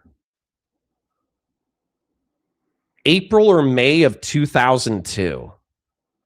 So there is a 5-month gap. This meeting saying connections to Al-Qaeda question mark. This was made true 5 months after the memorandum by the material circumstances on the ground. There is no real connection, but what are you arguing specifically? What are you arguing? What I'm saying is Al-Qaeda. What are you arguing that is the list? You're insinuating. Okay, I don't even think you're insinuating. I think you flat out said it. You said that the United States invented these reasons whole cloth. That Saddam was fucking with the Kurds. That was point one. that AQI or that Al would be a Qaeda. reason. That would be a reason for them to invade. It's a list of reasons to give when they invade. That's the whole meeting is about the invasion. Don't you think you should have Don't you think you should have reasons before you invade a country? Yes, they clearly are okay with making up reasons. But we just went over how the WD inspections, Saddam fucking with the Kurds, and the Al Qaeda connection. Like, I'm not saying they were true at the time of the processing of the memorandum. Saddam fucking with the Kurds was. The WMD inspections were. But the AQI thing wasn't true at the time, but then it was true before the invasion and 4 months after the memo. But right. It's under the note, how start ? How to start? How do we start it? We're gonna need a reason. Like, they're just like, and obviously that they're gonna lie about. What the fuck do you think that proves? Don't you need a reason to invade a country? Right. Then they were okay with false reasons, and they gave us a false reason. They told us that 2.5 of the reasons are correct. Mass destruction. No, Iraq has no connection with 9/11. None. Except for when Zarqawi went to the perpetrator of 9/11, got seed funding, and traveled to Iraq because of American saber rattling. Wow, which happened in April of 2002, Iraq. Which was 4 months or 5 months after this memorandum. Right. So some dude went to Iraq, and this is after this memo. That's what you got. Correct. They were looking for connections between jihadist terrorism and Iraq. Anything that you're right. Okay. They stated they had evidence of weapons of mass destruction, right? They had evidence, but they did not have evidence. Can we agree on that? No, we don't agree on that. We can't. The Rigel report in the 1980s has a very well documented series of events where the United Kingdom, and Germany were selling dual use technologies in order to produce weapons of mass destruction during the Iran-Iraq war. They had it 2 decades. Everyone knows they had it 2 decades earlier. When they said they had weapons of mass destruction, they said now. They said we have evidence of them having it now. That's what they meant by that. Okay, I'll just Google how well did Iraq comply with WMD inspections. Yeah, let's go ahead and look that up because that was your third point. Iraq's compliance with WD inspections from 1991 to 2003 was generally poor, characterized by obstruction, deception, and failure to provide full declarations. While inspections destroyed significant programs, Iraq restricted access and hid evidence until a 1995 defection revealed a hidden biological program. Ultimately, no active WMD stockpiles were found, but Iraq did not provide. It was fully disarmed. I'm sorry. Were the inspectors? If we're supposed to look at that, where are you reading from? So that's an AI summary, but literally the next one is 20 years ago. It's a Google AI summary. So I literally just Googled. How did Iraq comply with weapons inspections? That was a summary. But literally, here's something from the Stockholm International Peace Research Institute. It's a top link. Go ahead. So, will you contend with that fact that effectively in the 1990s, they basically said, trust us, we destroyed everything. What I said was before the invasion, that Iraq had capitulated to all the demands. But yeah, and that's not actually true. No, that is factually true. Ask your AI that. Despite what I just read you, and I could just pull up articles and spam them to you in succession about Iraqi non-compliance with weapons of mass destruction disarmament in the 1990s. You're just going to assert repeatedly based off of what? What fact do you have lined up for you that states Iraq fully complied with weapons inspections prior to the invasion of Iraq? Sure. Do you have anything? Do you have an article? Do you have a link? Do you have a study? Shut the fuck up, because you just fucking type some shit into fucking AI about Mr. No. I typed something into Google, the most powerful search engine on the fucking planet, and it brought up half a dozen articles that backed up my perspective. I'm asking you for something that backs up your perspective. Okay, give me a second here, because you Googled yours.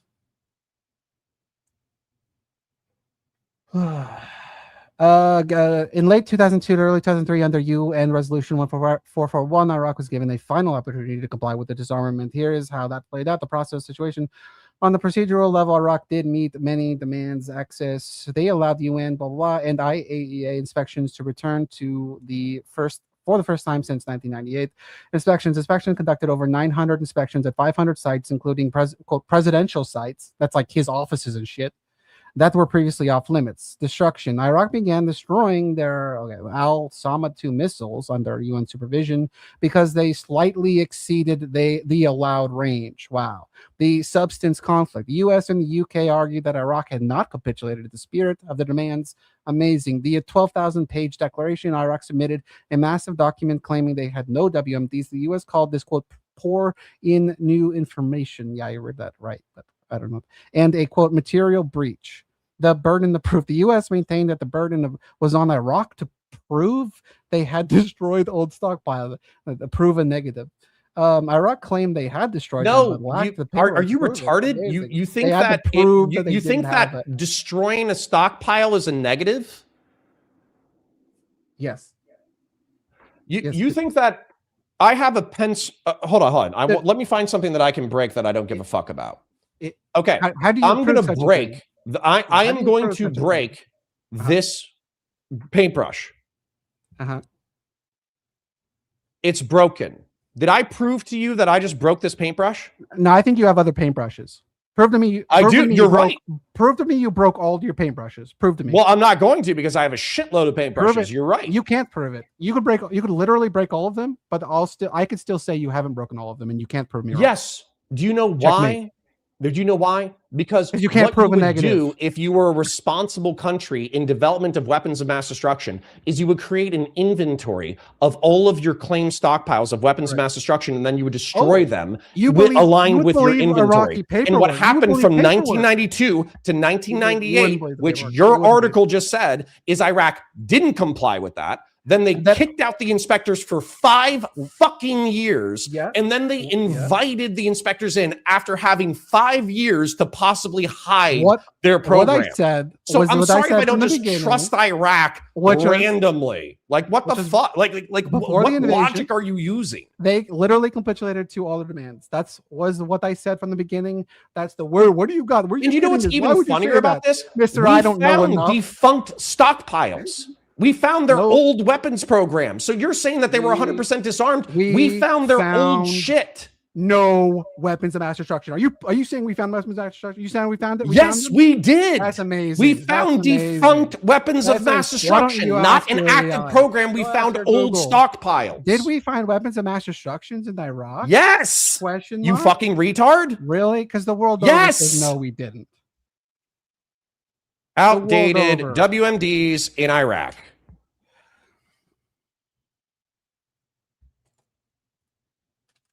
Following the 2003 invasion of Iraq, U.S. encountered and destroyed thousands of degraded pre-1991 chemical weapons, including artillery shells and rockets. Yes, absolutely. We found their 1980s stockpile of chemical and biological weapons. We found an anthrax lab run by a militia in northern Iraq, just south of Kurdish territory. Or the advanced nuclear, chemicals, or biological programs that were the primary justification of the 2003 invasion.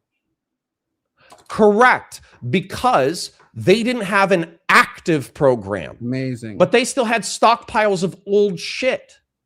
That's what I just said. I guess we were justified in invasion because they had weapons of mass destruction. We're just rewriting history. You want to rewrite history? What's so funny about this conversation? You just told me 10 minutes ago that Iraq completely complied with the destruction of its WMD program. They did. And yet, a simple Google search reveals that you're totally and completely fucking ignorant of what actually happened. No, I said they capitulated to all of the demands, which they did. You understand that one of those demands was the destruction of all their WMD programs, right? And clearly, if we find their WMDs, then they didn't comply with what you just said.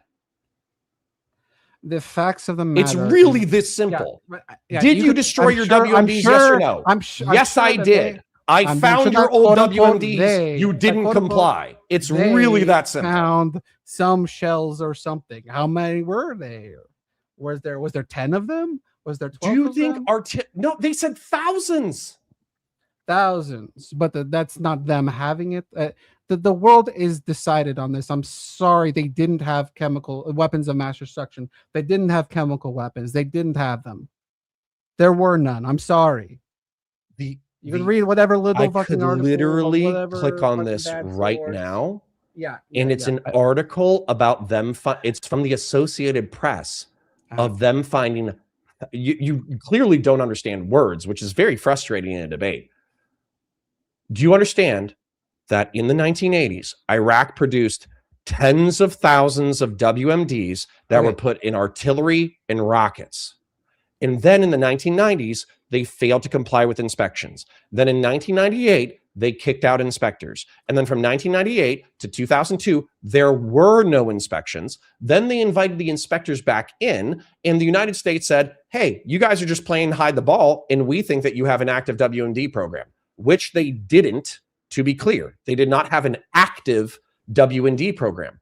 But when we went in and invaded the fucking country, we found thousands of stockpiles of artillery shells and rockets from their 1980s WMD programs. I literally just read you the fucking article. Soldiers did encounter chemical weapons between 2004 and 2011. U.S. and Iraqi forces discovered approximately 5,000 chemical munitions. These were almost exclusively abandoned, degraded, and corroded shells and rockets dating back to the Iran-Iraq War in 1980. The conditions, most were quote-unquote stray munitions that had been buried or forgotten. They were not part of the organized deployable arsenal that has, they're like fucking, Iraq didn't even know they were there. They were fucking just buried shit. That's what I'm talking about. It's an asterisk. It's a nothing. Why are you repeating back to me what I just said to you?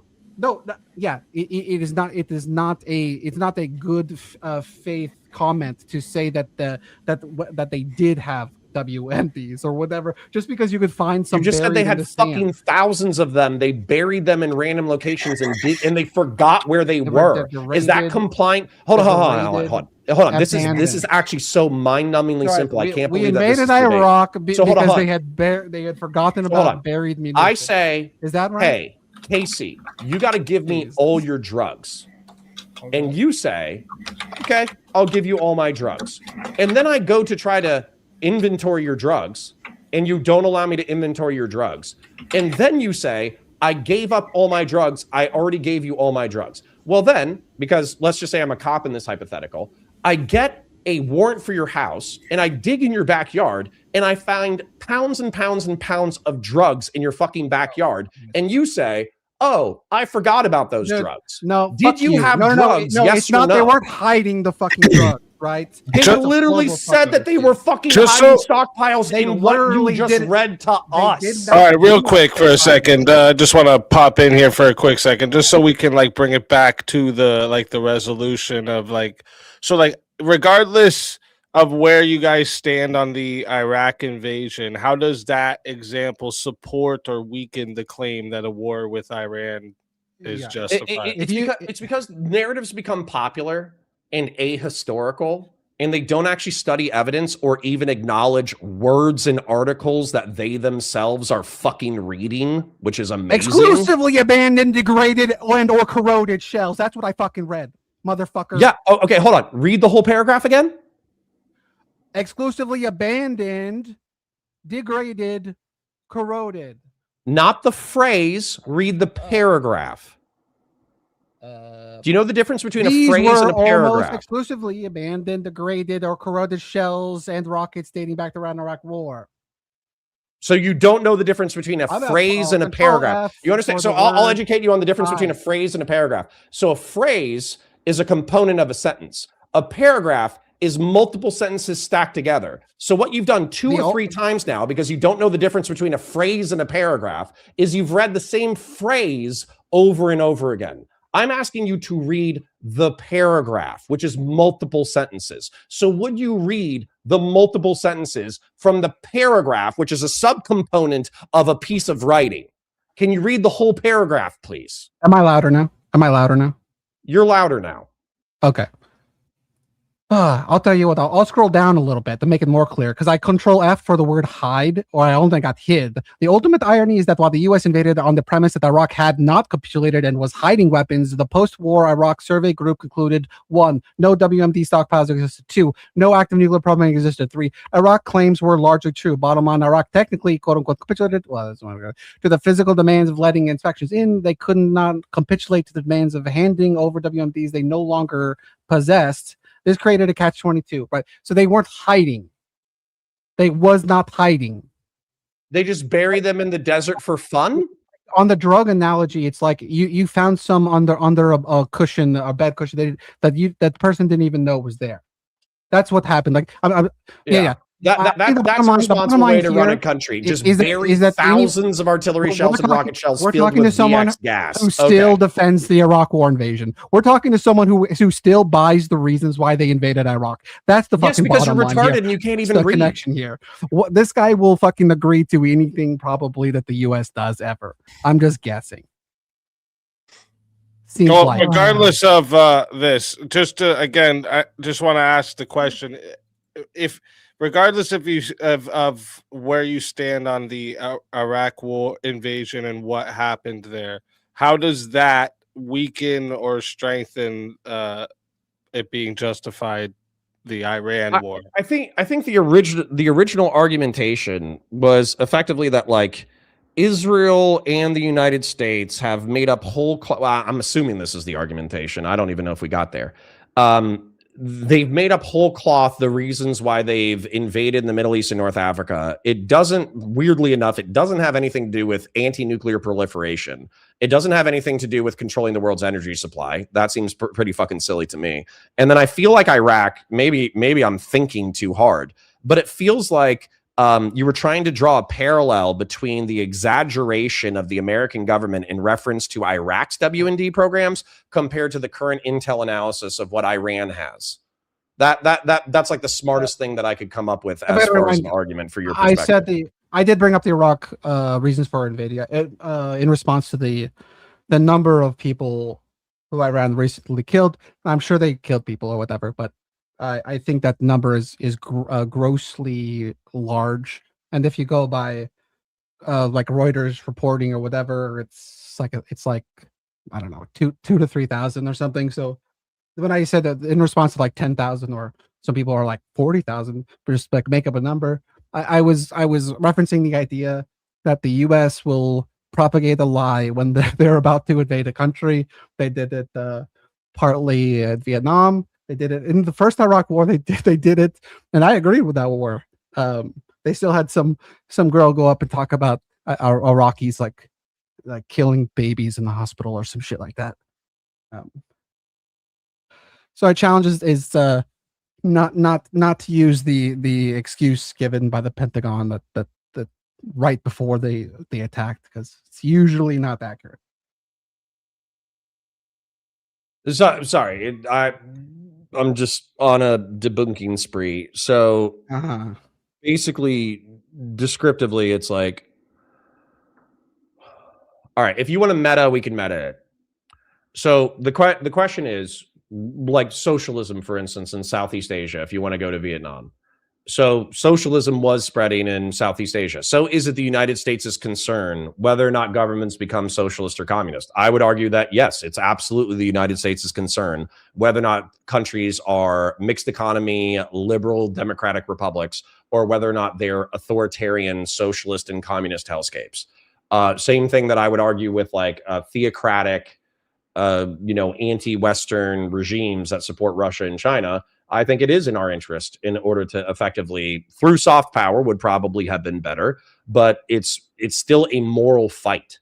Like emancipating the Iranian people from the Iranian regime, regardless of whether or not it's logistically possible, is still a moral thing to do. And that's the debate prompt. The Iran war is justified.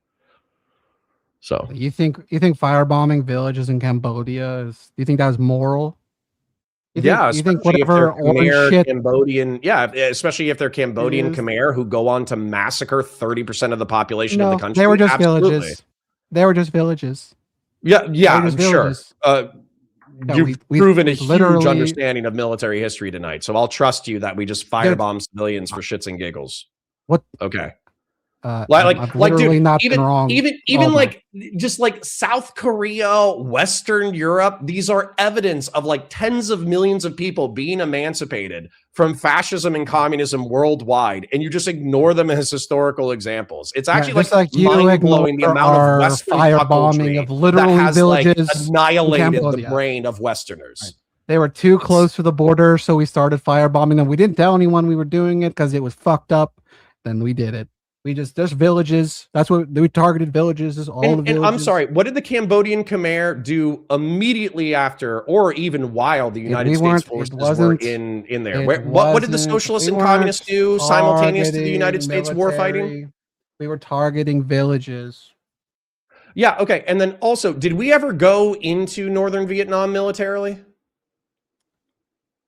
I mean, we had the capacity. We had tens of thousands of troops. We actually air bombed everything except for Ho Chi Minh. So I'm sorry. Why didn't we invade northern Vietnam? What's your point? My point is the Vietnam War, robbed of its context, it was a defensive war. We literally deployed tens of thousands of troops to South Vietnam, and North Vietnamese army and Viet Cong guerrillas came into the South and fucked it up. Why don't you cry me a fucking river about South Vietnamese sovereignty? Why don't you say, wow, North Vietnam wants to be communist and socialist, but the Americans aren't invading. They should be able to determine themselves, and they should leave South Vietnam the fuck alone. Okay, the reason I brought up the Vietnam War is because of the Gulf of Tonkin incident, which was a complete fabrication that led to a bill in Congress to increase troop presence in Vietnam. It was completely fabricated. Second of all, do you prefer socialism or do you prefer mixed economy capitalism and liberal democracy? For your country lying to you to get you into wars? Sure, I fucking love it. Can you answer my question? You clearly do. Okay, can you answer my question? Do you prefer mixed economy capitalism and liberal democratic republics, or do you prefer socialist regimes? I'm a capitalist. I believe in capitalism. Okay, so if there's a mixed economy capitalist, liberal democratic republic on the other side of the planet, and they're on the verge of being invaded by a communist or socialist regime, do you think it's moral to help them defend themselves, yes or no? Yeah, if we had such a fucking good excuse for going in, then we wouldn't need to be lied to. It's amazing that you defend the Vietnam War. American lives. Yeah, I will. I will defend smoking commies to this fucking day. Are you shitting me? No, but the majority of people we would be fighting then would just be like people. They're fighting an invader. Like, the fuck? Who the fuck are you talking about? Yeah, that's what they were doing. They were attacking an invasion from us. That's what they were doing. Okay, so let me get this clear. Let me get this clear. The North Vietnamese army, or excuse me, the South Vietnamese army, the South Vietnamese police, who fought alongside American forces, were being oppressed by American forces when the Viet Cong paramilitary guerrillas slaughtered them, and when the North Vietnamese army routinely incurred in their territory. That's your position? No, I didn't say we were oppressing anyone. Didn't you? I could have sworn to God you literally just said that. I said the people that we were quote unquote smoking were largely people that were fighting with eventually what ended up being, they were just people fighting a foreign invader. It wasn't for us. It was about control and having influence. For them, it eventually, just like Afghanistan, it was just people are here and they're not us, and we're fucking fighting them. So okay, so all the people who were fighting us in South Vietnam, they were resisting a foreign invader. So by that logic, North Vietnam shouldn't have even invaded when we left, right? Because they were fighting a foreign invader. So once the foreign invader left, there was no reason to take South Vietnam. That's why South Vietnam is such a prosperous mixed economy, capitalist, liberal, democratic society today. Or did literally the second we leave, they got fucking annihilated by the communists because you don't know what the idea fuck that you're we were talking about. smoking communists. We weren't smoking communists. We were just fucking murdering people. We went there because we wanted control, and we went there and we ended up just murdering people. And You might be retarded. A lot you of actually people might be the retarded. people who you think that when we've gotten to firefights with Viet even Cong on the in northern NVA, side they weren't communists? before we got there. So Casey, if I I want to make sure maybe I can build a bridge and make sure I'm understanding for the audience here. Are you saying because of all these like historical wars that we were lied to about to get into, Yes. that means with this Iran war, it's probably the same thing happening? Is that basically what your argument is here? Just don't give me the excuses that were of badly reported incidents right before we invade, because Gulf of Tonkin, the first Iraq war, the second Iraq war, 9/11. No, just kidding. But no, there's a slew of like just lies from our own government. So like, I'm sure that people died. I don't want to say that thousands didn't die, but this idea that there was 5 9/11s and 20 October 7ths, and then there's not that a lot of evidence of that actually. Literally 5 million people in Kuwait are free and were free from Saddam Hussein because of the first Iraq war. I said I supported the population of South Korea is free because of the Korean War. I supported the first Western Iraq Europe war. is free because of World War II. But they still brought a woman in front of Congress to tell us about the Iraqis like murdering babies, and then only to come months later, it's like, wait, that girl, she hadn't been, in Kuwait, she hadn't been to Kuwait in like years. Like even though I agreed with the first Iraq war, I agree with it, but they still lied to us to get us to agree with it. This manufacturing consent, they still lied to us. Are you 14? Are you finding out about propaganda for the first time? My point was, and you could agree yes or no, before the U.S. goes to war, it usually tells the U.S. a populace a lie to get us to go. Can I get a yes or no? I think there are often in the last 75 years, lies and hyperbole as a part of pre-war propaganda. Just lies. Yes, that's descriptively true. Yeah. All right. Gulf of Tonkin and totally made up. So that would be the wrap up for the hour of back and forth. But I don't know. The conversation feels like maybe there could be some iron left to sharpen. So if you both would want, just keeping in mind we have the 30-minute Q&A still. If you both would want 30 more minutes of open floor, we could do that. Honestly, man, I'm kind of tapped. Yeah, okay. That's fine. So that's gonna wrap up the open floor back and forth. Excellent exchanges from both sides tonight. What we're gonna do is we're gonna enter the final phase here is the closing statements. Quick reminder to everyone in the live chat, the Q&A is already up there. So if you've got questions for either debater, make sure you drop them in now. But remember, the super chats, PayPals, Cash Apps, these will take priority. So if they fill the whole 30 minutes, we may not get to all the free ones. So if there's something you really want guaranteed to be asked, send it through one of the priority options. With that said, we're going to move into closing. Each debater gets 5 minutes to make their final case. Counterpoint, we're going to start with you. So let me get your timer up here. And whenever you're ready, I'll start the timer up with your voice. Yeah, so I want you guys to imagine the IQ bell curve where there's like the distribution of IQ, and there's like the idiot on one side, the person who's average intelligence in the middle, and then there's the really intelligent person on the other side. The idiot is America good, okay? And then at the top of the bell curve distribution with average intelligence is America bad. And then on the high IQ side of the distribution is America good. Okay. The truth is that mixed economy capitalism, liberal democracy, republicanism, rule of law, constitutionalism, these have all been good forces throughout history. And yes, our hands are bloody, they're muddy, they're dirty, we lie, we engage in hyperbole, we engage in asymmetric warfare. Israel, obviously, Casey effectively used their opening statement in order to document a century of Israeli terrorism and asymmetric warfare. That doesn't happen in a fucking vacuum. Anytime that you look at the countries that we're rivaled against, whether it's Russia, Iran, Syria, China, you can basically find, I think, oftentimes substantially worse lies, substantially worse violence, substantially worse atrocities. And so, as a result, I still believe in freedom of conscience, freedom of speech, right to self-defense, due process, rule of law, mixed economy, capitalism, and all the shit that comes with the Western world. And so, as a result, if there is an oppressed people, like I think the Iranians, we can agree descriptively, are under an authoritarian Iranian regime, and there is a way to emancipate them either through soft power or hard power, I think it is just to do so.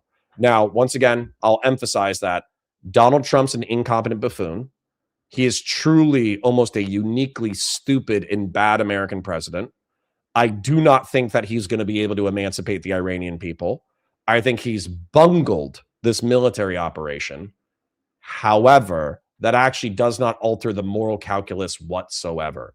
And until the day I die, I'm going to be defending mixed economy capitalism, liberal democratic republics, because I think if you actually study the history of the planet, you understand that, yeah, we do plenty of fucked up shit, but realistically, we also do a lot of really good shit. And the proof is in the pudding. South Korea would not be free without the Korean War. Western Europe would not be free without the Cold War and World War II. You could just go through the early and middle 20th century of American interventionism and actually see pretty good shit happening as a result of American military interventionism. Now, I would say that in reference to Middle East and North Africa, actually, this is another point that I want to make before we wrap up. Isolating the variable to Israel just wants to cut off Hamas and Hezbollah, and that's the reason why we're fighting the war. And it's not about controlling energy or nuclear proliferation. I think it just flies in the facts. It flies in the face of the facts that are actually presented to us on the world stage. I also think that the narrative that Casey presented in reference to Iraq is effectively like a reading of a series of article titles without actually reading the articles and popular sentiment from the past 20 years and not actually unpopular facts. So I'll leave it there. All right. Thank you for that closing statement. With that, we're going to hand the mic over to Casey. Casey, whenever you're ready for your closing statement, go ahead and I'll start the timer with your voice. Yeah, if you remove the whatever tens of thousands dead or whatever sort of like moral argument of what would garner some moral we ought act or whatever, like just like we could let's ignore that, or like let's put this aside for like a few months or until the fogs of war lift or whatever, because all evidence and yes, I've looked into it, point to it being maybe 1,500, and by the way, some of them were armed by us. So there is no strong moral ought, and Connor mentions he brings up randomly like democracy. We're spreading democracy, blah blah blah blah blah. That can't be. We don't care about fucking democracy in Saudi Arabia. We obviously don't care about it here. Connor giving excuses, not reasons, entirely, just excuses for decisions that someone that I don't know why he thinks it's a good idea. Maybe he's got an Israeli dick in his ass. I don't know, but clearly these aren't reasons. They're excuses, and he will sometimes randomly switch to like this might make right argument about controlling the oil supply, or like this sort of amoral look on global affairs of like we're just gonna do what's good for us and blah blah blah. Yeah, that's fine, but then the next paragraph or the next thing you talk about can't be like the morals of spreading democracy or whatever, because you just made it like this amoral might make right argument. It's not coherent. It's not coherent at all. No, Connor of all people shouldn't be referencing IQ curves. Love of God. This is a person who defends the Iraq War, defends the reasons given to lie us into the Iraq War, defends the Vietnam War, but thinks that nothing of the lies told to continue that gross war. Yeah, I don't think Connor should be.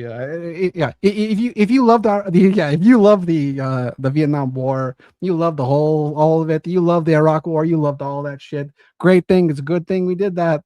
But yeah, we waste trillions of dollars. I don't know, thousands, tens of. But I don't know how many. Yeah, thousands of U.S. soldiers dead. Um, Country in debt, crumbling empire. These are actually not pro America positions. You could be like, oh, democracy, fuck yeah, like all you fucking want. But these aren't even pro America positions. These are the positions that have created a crumbling empire, a an empire in decline, a country in decline. Yeah, we might want to change our position on these foreign wars, because I thought we already had. I thought that's why Trump was partly for Trump being in office, because people love that shit. Done with foreign wars, people love that shit, right? Because that was the right thing. That's what people agree with. People know that to be right. Um, Iran has not attacked us. We could obviously negotiate their nuclear program because we have so before. It's not even about controlling their oil. It's about weakening Iran, because Iran makes Israel real angry, because Israel wants southern Lebanon. They want Gaza. They want the West Bank. They don't want Palestinians there. They really hate when people give the Palestinians weapons. Done. All right. Thank you for that closing statement. With that, that's going to conclude the closing statements. Great work from both debaters tonight. If you're enjoying what you're seeing, make sure you like the stream, subscribe to the channel so you don't miss any of the debates we host here on Swords of Reason. Run all kinds of matchups, like I said, political, cultural, social, video games, philosophy, anything where there's a conversation worth clashing over, we put it into the arena. And also, if you would like to get into the arena, go over to discord.gg/bearcave and hit up me or Tiny in the Bear Cave there, and we'll get you set up. Also, don't forget to subscribe to both debaters as well. Okay, their links are in the description. Make sure you go show them support for stepping into the arena and sharpening their arguments tonight. All right, so before I start the timer for the chat Q&A, I always like to ask a question to each debater myself, based on things I heard, arguments maybe I want clarified, something maybe was missed. And then once those questions are answered, we'll begin the official 30-minute Q&A. So we'll start. I'll start with the affirmative side. So what is like a clear objective that justifies the war with Iran, and like how it's kind of a two-part, like how would it be successful in a way that avoids like open-ended conflict, because that's a lot of the um complaints that come out of it. So like how do we prevent it from becoming another just long time conflict with no exit? Oh, you're muted on the stream, yeah. Sorry about that. Yeah, no worries. So in reference to, I don't think you're going to achieve energy interest in Iran without regime change. And so I think, unfortunately, we squandered our regime change opportunity by allowing the pro-democracy protesters to get massacred without support from the Western world until recently. So I actually think that was possible maybe 6 months ago. I don't think it's possible now. I think we actually squandered that opportunity. Then when it comes to anti-nuclear proliferation, I do think that burying basically the 60% enriched stockpiles via airstrikes actually was okay. The next part of that, though, is effectively burying the stockpiles, threatening special forces operations in order to seize and exfiltrate the 60% enriched nuclear stockpiles, but then effectively giving Iran an out with a civilian nuclear IAEA supervised energy infrastructure. So it's part carrot, part stick. And I think that's really the only path forward. All right. And did you have anything you wanted to say for that, Casey? I think they got a lot of their uranium out. I don't think it's necessarily buried in like under the rubble. All right. All right. And then so for my next question for you, counterpoints, what like evidence threshold should be required before any like military action? Because what was brought up by Casey was the, past disputes over the intelligence not being accurate. So do you think there's like a intelligence or evidence threshold, sorry, that should be met before we do this? Yeah. Yeah, I do. I think that Congress should pass. They passed in the 1960s or 1970s. I think they passed a war powers resolution. I think they passed another version of that very recently, or at least they were arguing about it. I don't think, actually, now that I think about it, I don't think it passed. We do basically need to restrain the executive branch. Launching a unilateral air campaign as large as the preamble to the Iraq war on a fucking whim. Here's my conspiracy brain. I swear to God, I think about this with like 33% of my brain. I think Donald Trump was getting pressed on the Epstein files. I think he was getting like raped domestically on his cover up of the Epstein files. And so as a result, he unilaterally launched this military campaign because he knew that we would have to talk about it. So I don't think that should be left up to one man. I do think that a new war powers resolution should be passed where effectively the president has emergency power maybe to engage in like limited operations for for this amount of time. And then after that, you need an authorization for use of military force by Congress, or else the forces have to be withdrawn. I would like something stronger like that. All right. All right. And did you have anything you wanted to say for that, Casey? Yeah, I don't necessarily disagree. The Epstein thing. I mean, this thing has been pushed for like a while now, and Trump is obsessed with the news cycle. Did it have something? Did it have something to? Was there his decision? Was it somewhat affected? Maybe. All right. All right. And then so for my questions for you, Casey, is if Iran posed a credible like threat to like the regional stability or even to our allies, like what would be the alternative response that you would support instead of the war? Yeah, well, I disagree with the question. Like, I don't know what you could do besides like not attack your neighbors. They were invaded on Afghanistan is invaded to their east, and Iraq to their west. They've not invaded anyone. They've not attacked anyone. I think of like the issue is what the Hezbollah having weapons, or Hamas having weapons. Maybe Israel. Maybe the problem is that we should give human rights to Palestinians and give them a state, and Israel could shut the fuck up about people arming them or not. I think that is a I think that is a solution. But No, I mean, what do you want them to no, do I besides- understand your stance. What I'm asking though, like if it was like known, like you were able to verify that Iran posed a credible threat to regional stability or allies, what would be the alternative response, or would you say then you would say, like, if you could confirm it, you would be for it? Is that what you're saying? It's just that I mean, if the threat is the nuclear thing, then they have agreed before not to enrich to pass a like. There's no reason to think they wouldn't agree again. So again, it's like, what is the specific threat exactly? If it's, yeah, again, if it's nuclear, that we know it can be solved with an agreement. And I don't know what other threat there is, frankly. Okay, yeah. So just to be clear, you're saying it could be solved with some type of an agreement instead of war. It's how we solve most most disputes amongst countries. I would say majority of them are not solved by randomly bombing them. Okay. All right. And then counterpoints, did you have anything you wanted to say for that?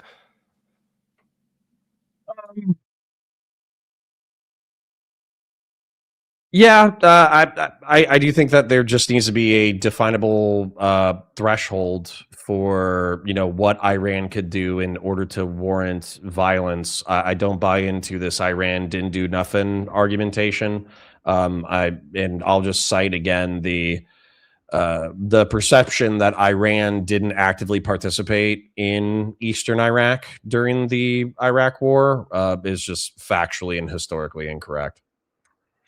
Oh, I never said they didn't participate. I mentioned that a lot of what they did would have supported the eventual regime. I didn't say that it never happened that their support ended up with US US soldiers, but I'm not going to be mean about it just because we are wrapping up, but their support of Muqtada al-Sadr, their support of the Mahdi army, their support of Shiite militias that got trained in how to use explosively formed projectiles is like, it's just a matter of record. So I'm not trying to be mean about it, but the Iranians were fucking around in Eastern Iraq. The Shias control Iraq, though, right? Yeah, they're a demographic parliament is full majority. of Shias, right? So I'm saying that partly we were on. But I'm saying those Shias didn't see American coalition forces and they were like, oh, let's just wait it out because they're mostly fighting Sunni terrorist groups anyways. They wanted to fight Americans as well. As a matter of fact, it's arguable that the Mahdi army and Muqtada al-Sadr were some of the most competent anti-American forces in Iraq. All right. And then would this be us during an invasion of a different country? So again, that's like that's the reason why Iran is a problem. But yeah, if you wanted to, if within your frame you wanted to think of it as defensive, I'm not going to fight you on it. I just wanted to clarify that particular aspect of the record. All right. And then so my next question for you, Casey, is basically like, what is there any scenario where you would say military action against Iran is exactly what we have to do? Is there anywhere that gets met? Or I mean, I agreed with the first Iraq War. I think we were laying the hammer down, I think, on a breaking of international law. And I think international law is important, extremely important. And something I didn't mention is like the fallout of partly the fallout of this is Taiwan is meeting with China and about bettering relations, and their the opposition party is gains a lot of seats that would be the sort of the pro China party, with the idea of like while everyone is ignoring international law, and there's a big speech that went viral, whatever, like we're not trying to be the next Ukraine, so maybe we should make friends with the tiger that is at our doorstep or whatever. This is like there's just so much fallout of from our actions here. So I think that there should be. I have no problem with the U.S. like world police when we're talking about a country breaking the rules, as opposed if we're talking about like the UN resolutions and different like UN type treaties, or like that is something I would support, but we don't see that. So all right. And did you want to say anything for that, Counterpoints? No, I'm okay. Okay. All right. So we're gonna get into the official Q&A here from the chat. Remember, we got to go through the super chats first, and if there's time after that, we'll get to the free ones in the chat. So if you want to make sure yours gets asked, send it through a super chat. And we'll start the timer up here. And first one coming in is from Even Lord. Says, "Bros, America won. We couped Iran. Trust the plan." All right. Yeah, that's sorry. I'll say this, and I hope that Casey can hear me. Donald Trump's an idiot, and he stuck his dick in a hornet's nest. Okay, this is one of the most poorly executed wars in American history. Even if I can argue like, oh, we have these like moral conceptions that Casey doesn't agree with, I will just factually agree that we are bungling this arguably worse than we've bungled any other military operation in American history. It's almost impressive how stupid it is. All right. Yeah, on the coup d'Iran, I mean, there's a world where this Khomeini is a lot worse than the last one, and that's a very real possibility that we made things worse. All right. All right. We got on the Counterpoint side a gifted membership from Vazaraka. And then Thank you, also Vazraka. and another one coming in from the Chapingro. Thank you, Shapingro. Chapingro. That's an interesting one. Chapingro. I bet you it means something crazy and we're repeating it over and over. Leo Bobia, thank you for the $5 super chat. Says, I'll kick it off. Don't forget to support the grift, y'all. Did you see the new VK characters? Fire. Mine is a bee themed. Amazing. Yes, I figured out a way to make them look a little more realistic and amped up. So yeah, they're looking pretty good. Sempiternal Chaos comes in for 2. Just showing support. Thank you very much.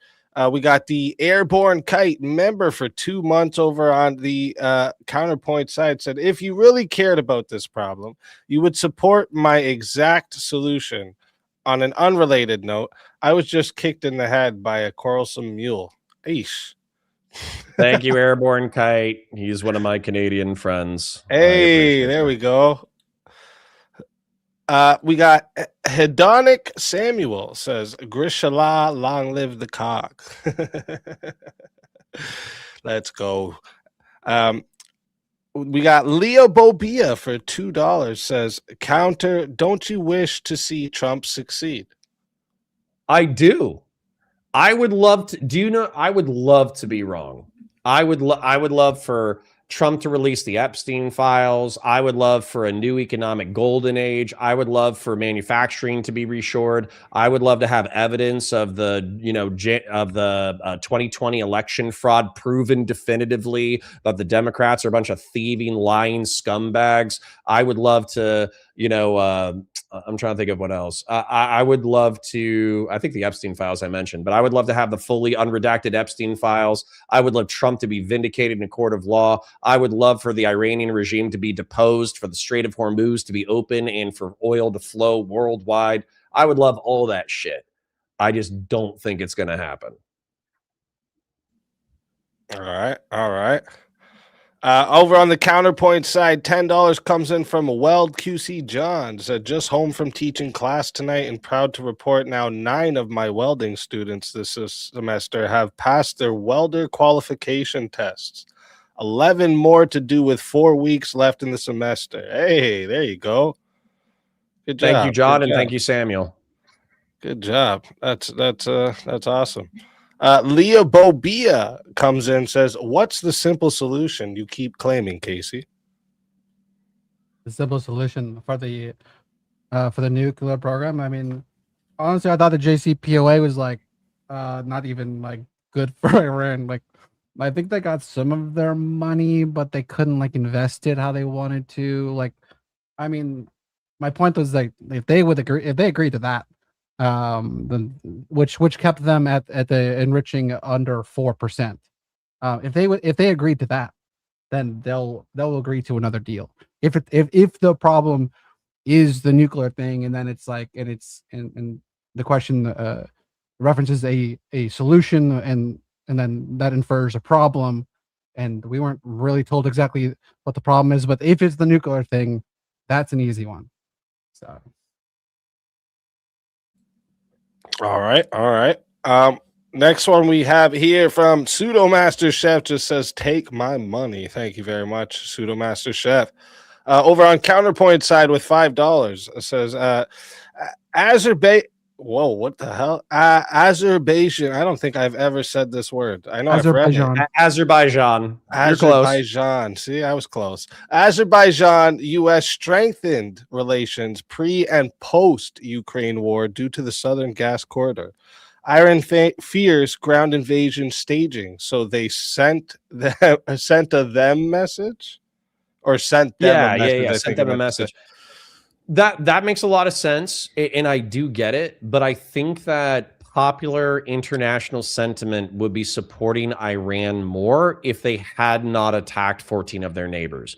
If they exclusively targeted American and Israeli military bases, I actually think a shitload more of the world would be like, oh shit, Israel and the United States are totally fucking crazy and they've gone off the rails and just unilaterally attacked Iran. Whereas by attacking, I think it's 14 separate countries, they basically did show themselves to be a regional threat. And I think that was a political mistake. I mean, they did what they said. They literally said they would do that. Like anyone hosting a U.S. base, whatever, we're going to attack. Like for them, it was it's their a lot of their heads of government. So yeah, they followed through. I can't necessarily defend it, but besides the fact that they said they would. All right, and we got 5 from Airborne Kite on the counterpoint side said, yes, if there are drugs under a cushion, those are hidden drugs, very obviously. I felt like it was logically consistent, but yeah, yes. they were referring earlier, yeah. We got Michael Haglund became a new member. Thank you. Or Micah Haglund. Thank you very much. And also came in with $5 just to say, oh, hey, guys. Hey to you as well, Micah. We got $5 on the counterpoint side from Fell Runner said, were Dresden, Nagasaki, and Hiroshima moral actions? So, morality is the analysis of good and bad. I think Dresden historically has not had like a large military significance that's corroborated, and the firebombing was particularly brutal. So I don't think that there's very much justification for Dresden.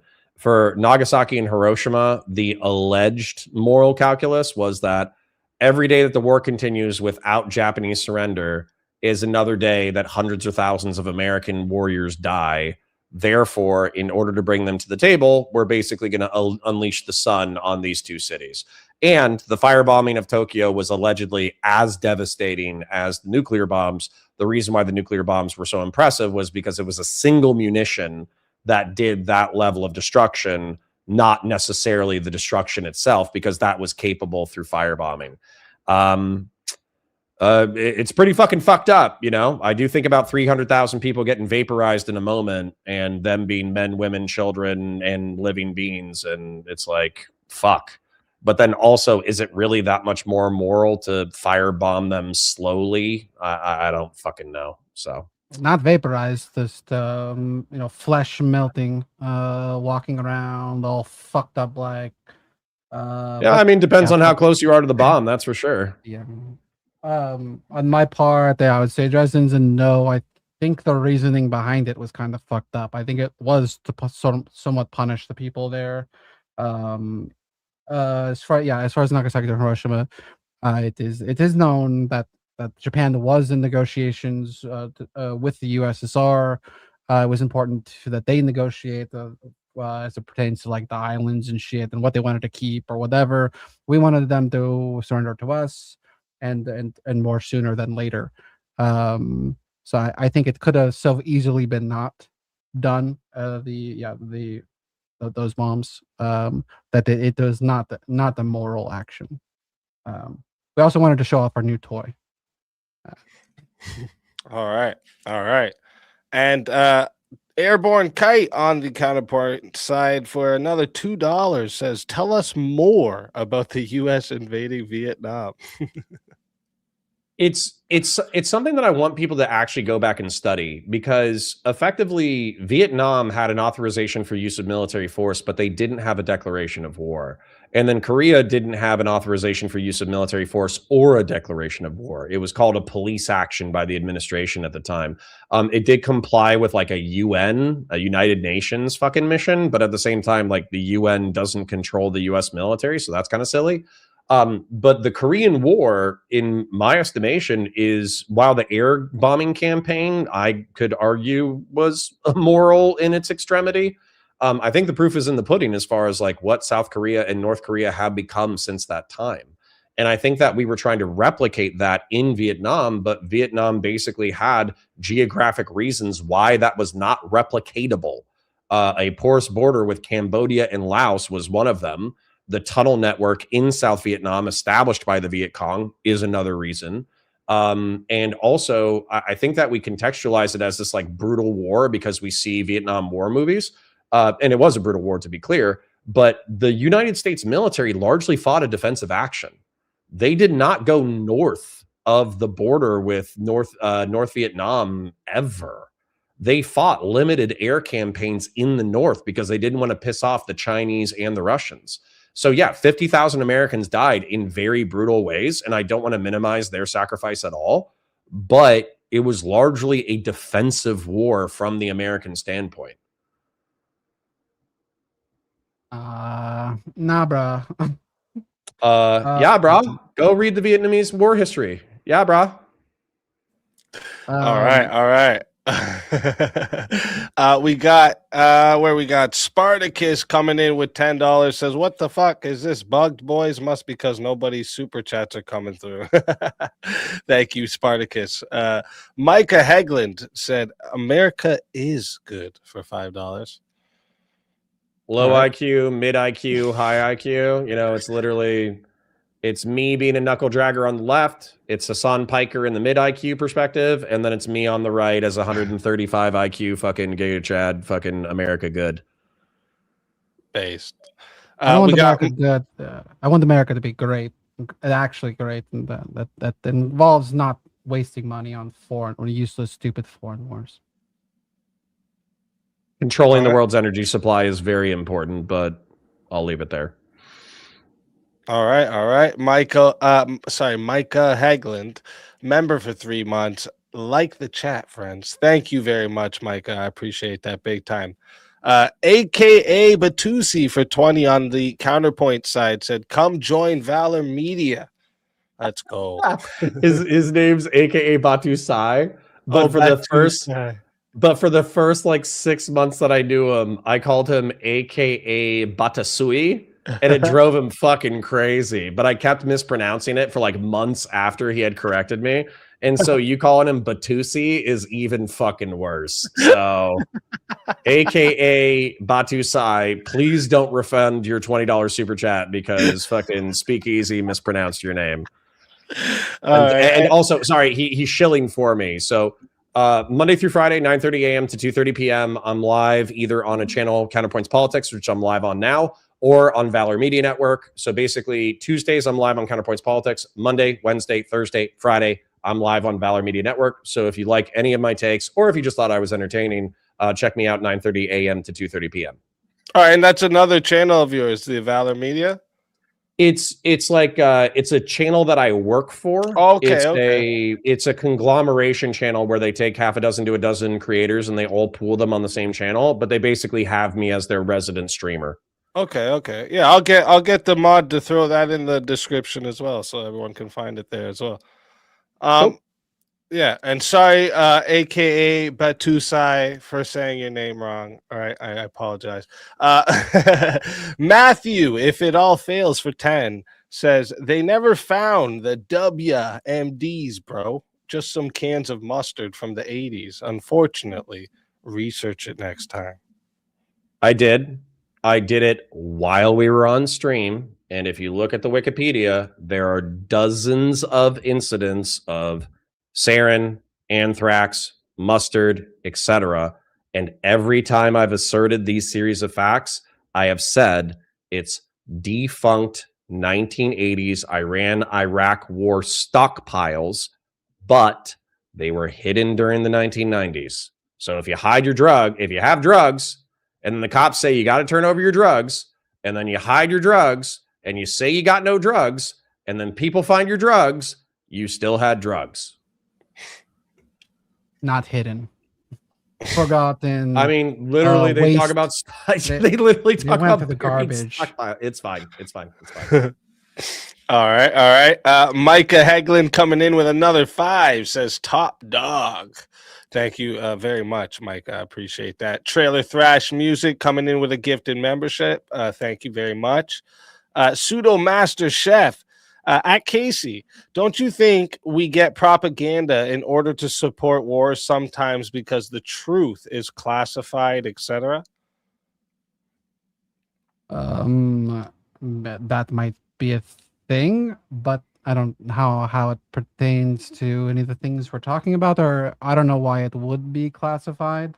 You could say, well, we have a really good reason to attack Iran, but we can't tell you because it would expose our agent in Iran or some shit. I mean, we'll pull them the fuck out and tell us why you're attacking. Like, the idea is that the good reasons must be given. That's the beginning. That's the end. That's it. So whatever they got to do to give those good reasons. I don't have a lot of trust in the average person. So I think that there are things that can be true, and I think that I actually agree with Casey to a certain point. I think it's to our discredit that as a republic, we should be able to tell our people why we're going to war. But if we said, "Hey, we're allies with the global economy is $100 trillion. We're allies with $70 trillion worth of economic output. The remaining 30 trillion are China, Iran, and Venezuela and Russia. And so we want to go overseas and stick our thumb in their eye because fuck them." I don't think that really like gets people as hyped as like rock and roll and strip clubs and, you know, fucking liquor and Bud Light ads and fucking B-2 stealth bombers flying over football stadiums, you know? All right. Micah Hegland gifted a membership. Thank you very much, Micah. And Trailer Thrash also gifted a membership. Thank you very much, Trailer Thrash. Leah Bobia comes in for $2 and says, "You wish he'd released the Epstein files, haven't you heard?" I heard. I don't know if Leah Bobia is fucking with me. Like, okay. We passed the Epstein files. 3 million files were released, but they were heavily redacted in defiance of congressional law. So saying you released the 3 million files, no, you didn't comply with the law. Then they said, we're holding back another 3 million files, and we are not going to release these until we are compelled by Congress to do so, which is also in violation of the law that was passed by both the House and the Senate. So right now, the Trump administration is currently holding on to 3 million documents that they haven't released. And out of like the fucking 2 to 3 million that they have released, effectively, like the law states that the only reason you can blank something out is if somebody is a victim of Jeffrey Epstein through sex trafficking. But what they did is they took grand jury statements and they blanked out the whole page. That's not in compliance with the law at fucking all. So I really hope Leah Bobia, if that super chat is not sarcastic, I really hope you go research this because it is like one of the most fucked up conspiracy cover-ups in American history. So this is worse than Watergate. This is like worse than the JFK assassination. This is one of the worst fucking things that's happened in American history in reference to the government bamboozling and defying the American people. All right. So much internal shit that just like obviously been not released, like investigations into the death, or there was none, or the reasoning behind not pursuing the list of co-conspirators that they themselves said there were 8 of. I think 8 were listed. Where's the memo? Where's the discussions about why not go after them? Like there's so much missing. So. I'm sorry to yap about this, but the Trump administration went to the Southern District, the federal district that was in charge of Jeffrey Epstein getting charged, and they said, "Oh, well, we've given permission to the Southern District to release the grand jury indictments that would reveal Alex Acosta and his negotiated plea deal." And the Southern District said, "Hey, we don't release grand jury shit because that's in violation of all these local federal norms. You have the full permission from the Congress to release the files." And the Trump administration has effectively ignored those rulings. And my suspicion is that what happened is Alex Acosta got the tap on the shoulder that Jeffrey Epstein is a well-connected guy who knows a lot of compromising information, and therefore you need to give him the most minimum sentence possible for sex trafficking teenage girls. And that would be revealed by the release of these files, and they have been obfuscated by the Trump administration and are still in the Trump administration's possession.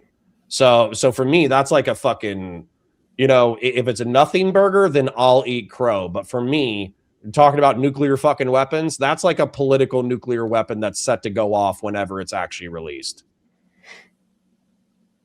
All right, all right. Well, just because these other ones aren't questions, I'll put this one up because Leah seems to be responding here. It says, "Do you think Trump himself is personally to blame?" I don't know if they're asking me, but yes, like specifically, yes. Trump could direct Pam Bondi to comply, could direct Kash Patel to comply. Kash Patel and Pam Bondi have played hot potato with the files, where I think the DOJ released redacted files and then said the files were still with the FBI, and then the FBI blamed the DOJ for while they were redacted. They're literally playing. Okay, this is what happened. In the 80s, 90s, and 1000s, teenagers were sex trafficked using modeling agencies in order to pimp them out to rich and powerful people. That is not in dispute. The documents that actually show you who pimped out these women are currently sitting with DOJ unredacted. They will not release these files in compliance with the law. And I do think Trump, especially if you listen to Lauren Boebert and Marjorie Taylor Greene, they said that when the Epstein law was about to be passed, he called them personally to bully them away from voting for this law. So yes, Trump is personally responsible. He's either an ephebophilic sex trafficking rapist or he's covering for ephebophilic sex trafficking rapists. Yeah, it's obviously like the CIA is a lot invested in not releasing them. During the first Epstein arrest or whatever, he sent an email to the Pentagon to like tell these people that I'm intelligence. Like Epstein said he was intelligence, and the CIA like sent a message back or whatever. We don't confirm or deny or any of it, but I mean, he's got a lot of connections. I won't even push the Israeli thing. I think it's obvious he's got a lot of intelligence connections, plus the Iran-Contra. Weirdly enough, I wouldn't even fight you on that, because Iran-Contra was facilitated through planes that went into Israel before ground transport into Iran. It's not even debated. Like some high up Israeli intelligence officials had to have known that the United States was transporting weapons into Israel and then transporting them by ground into Iran in contradiction to American sanctions against Iran. That's just like, and Jeffrey Epstein was the facilitator of that action. That is like in my opinion, without dispute. Yeah, I think one is he was intelligence, and then the actual discussion is who is he who is he working for? He still could be, and I saw like a CIA person break this down. He could still be a private person, okay? But he could be a private person who was a fixer for intel agencies. So as an example, prior to the Iran-Contra affair, what he did was there was a British arms manufacturer that wanted to sell fighter jets to Saudi Arabia in the mid to late 1980s. And so, but the Saudis, they want some sweetener. They want millions of bucks. They want some prostitutes. They want some alcohol. They want some parties. They want this. They want that. And allegedly, according to the documentary that I watched about it, Jeffrey Epstein was the guy who set up the parties, the whores, the bribes, the whatever. That way, this British weapons manufacturer could sell weapons to Saudi Arabia. All right.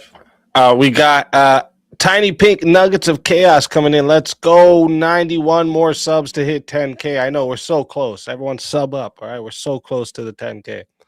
And then I have to try and beat my marathon record, which I'm not looking forward to. We got Micah Hegland gifted 1 membership. Thank you. Oh, actually gifted 2 memberships. Thank you very much, Micah. Spartacus for 10 said, Jack, you gonna let the woman stay ahead of you? Number 10, weak sauce. Tell him, Spartacus. Thank you for that. And then Leo Bobia with another follow-up for 5 says, I think we're unlikely to ever see the full OG files. The Dems refused to release them for years, could have doctored or destroyed any number of them. I think that's post hoc reasoning. I think that what you kind of know consciously, subconsciously, whatever, is that this will damage people that you might like. And the fact that it's been swept for 10 or 20 years does not affect my calculus at all. This happened under the Bush administration. The alleged cover up or whatever continued under the Obama administration. It continued under Trump 1. It continued under Biden. It continued under Trump 2. It doesn't matter who. It doesn't matter. It doesn't matter. Like literally covering it up should be viewed as you are complicit in the cover up of I say ephebophilic to be specific, but it's a pedophilic sex trafficking ring. They specifically took girls from 12 to 18. They recruited them with lucrative modeling contracts. They flew them out to New York, Arizona, and Florida, and then they encouraged them to have sex with powerful men. One, so Jeffrey Epstein could get clout and influence, and two, arguably, this hasn't been proven yet, but arguably to get blackmail on powerful people.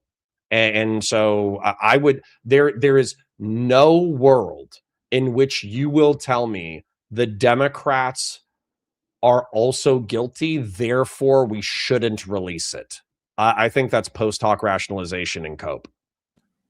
Yeah, it is both parties, and I maybe destroy. They might destroy some, but but the CIA is better than anyone about would be better than anyone about hashing the integrity of files and ensuring that they weren't doctored at all. It's relatively easy to see if something has been changed, but not necessarily what has been changed. So, yeah. All right. Another gifted Counterpoints membership from Vazaraka. And then we have, what do we got? About 2 minutes there. And we got 2 questions in the questionnaire there. So why should we care that the Israelis are making greater Israel and screwing over the locals in the Middle East? Because our cover for them gives us blowback on us. So, as Casey correctly alluded to in one of their statements, the Sabra and Shatila massacre was blamed on the United States because we covered the IDF when they retreated from Lebanon. So, if Israel does annex southern Lebanon, the West Bank, and Gaza with our assistance, then jihadist terrorists are not just going to attack Israel, they're also going to attack the United States. Yeah, obviously. And I mean, how do we go around? How do we posit like that we're doing things like for democracy, but we're okay with 4 million Palestinians for 75 years not being able to vote on anything? Like, it makes us just seem everything we do would is we don't have values. Like clearly we don't have values. If we don't care about that, then what do we care about? Obviously, it's not about democracy if we allow that to continue. And trust me, like I try to, just because I have a lot of Jewish friends. I was raised with the post World War II narrative of Israel, all that kind of crap. I try to steelman Israel's position as maximally as possible. It's really hard, like impossible for me to steelman the annexation of southern Lebanon and the expulsion of 600,000 Shiite Muslims. It's just ethno-religious, like it's literally just ethno-religious cleansing. That's all it is. All right. And with 10 seconds left, we'll get this last question in. Why not? In what universe is it realistic that we could be friends with the IRGC who whack their own people and fund and facilitate terrorism on the West? Well, but again, it's not against the West. It's they fund groups that as against Israel. But there's like this notion that Connor didn't go there, but like they just hate Jews or something. But meanwhile, there's like hundreds of thousands of Jews in Iran, and for some reason, Israel decided to bomb a synagogue in Iran. I don't know. Maybe they're their own kind of Jews, I guess. I don't know.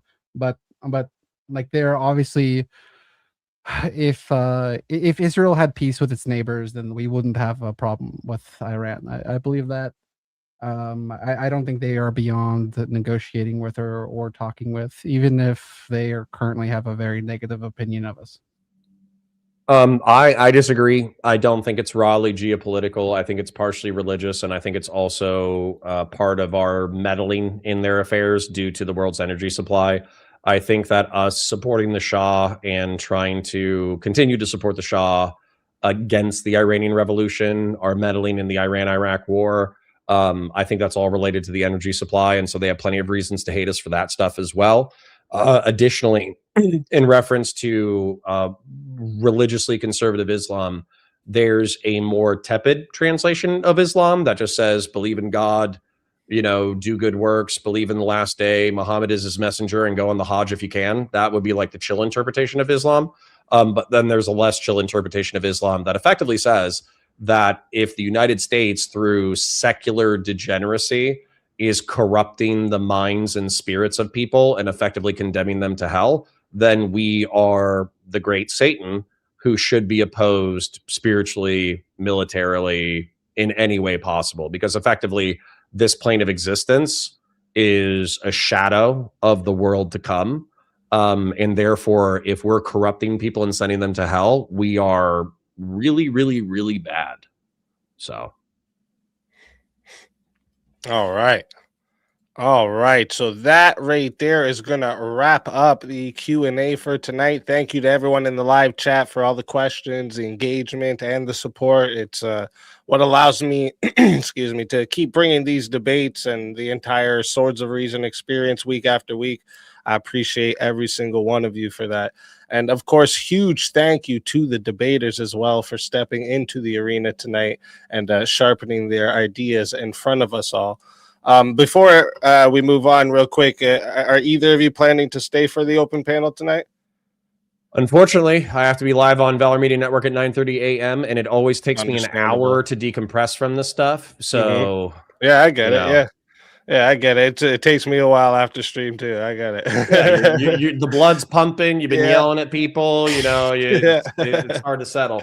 I'll stay on. I'll stay on for a bit, and I want to apologize for the disconnect. Both to my partner. Sorry for disconnecting. Speakeazy. Oh yeah, you're good. You're good. I appreciated the debate. I thought it was an extremely low blow to compare me to Teriyok, but that's fine.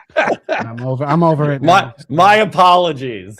My apologies. Damn, Teriyok out here catching strays. I know. All right. So sometimes I throw some elbows, but Casey, what I would say is that I think similar to Teriyok, which I understand might be an insult, I do feel like you have a decent command of an assortment of historical facts that serve your narrative well.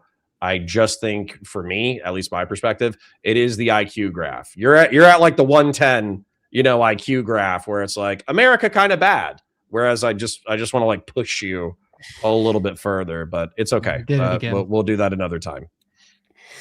Awesome. So here's what's happening next. We're going to roll the debate outro song and video. It's going to run for about 4 minutes. Perfect time for everyone to hit the washroom, grab a drink, do whatever you need to do before the chaos and chill begins.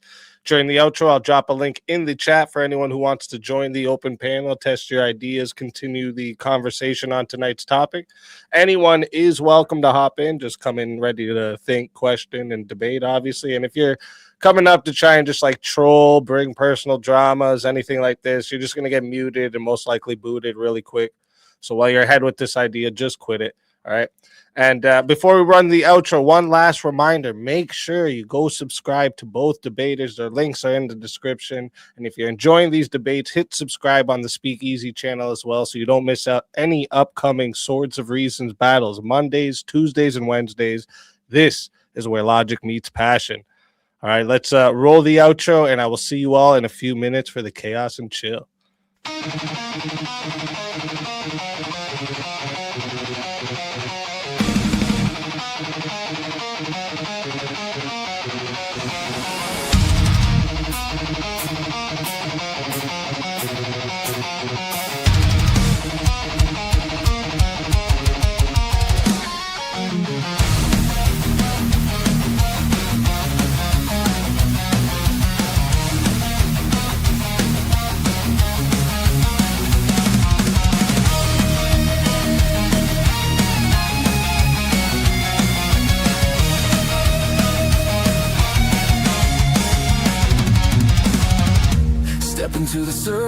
rumble, where the echoes collide. Truth through the static, no place to hide. Iron tongue, sharpened fire in our breath. We dance with conviction on the edge of death. Your words are bullets, mine are storms. Ideas forged where lightning forms. No retreat, no treason. This is the season. We clash our swords of reason. Cut through lies with steel precision. No faith, no fear, just raw collision. We clash our swords of reason.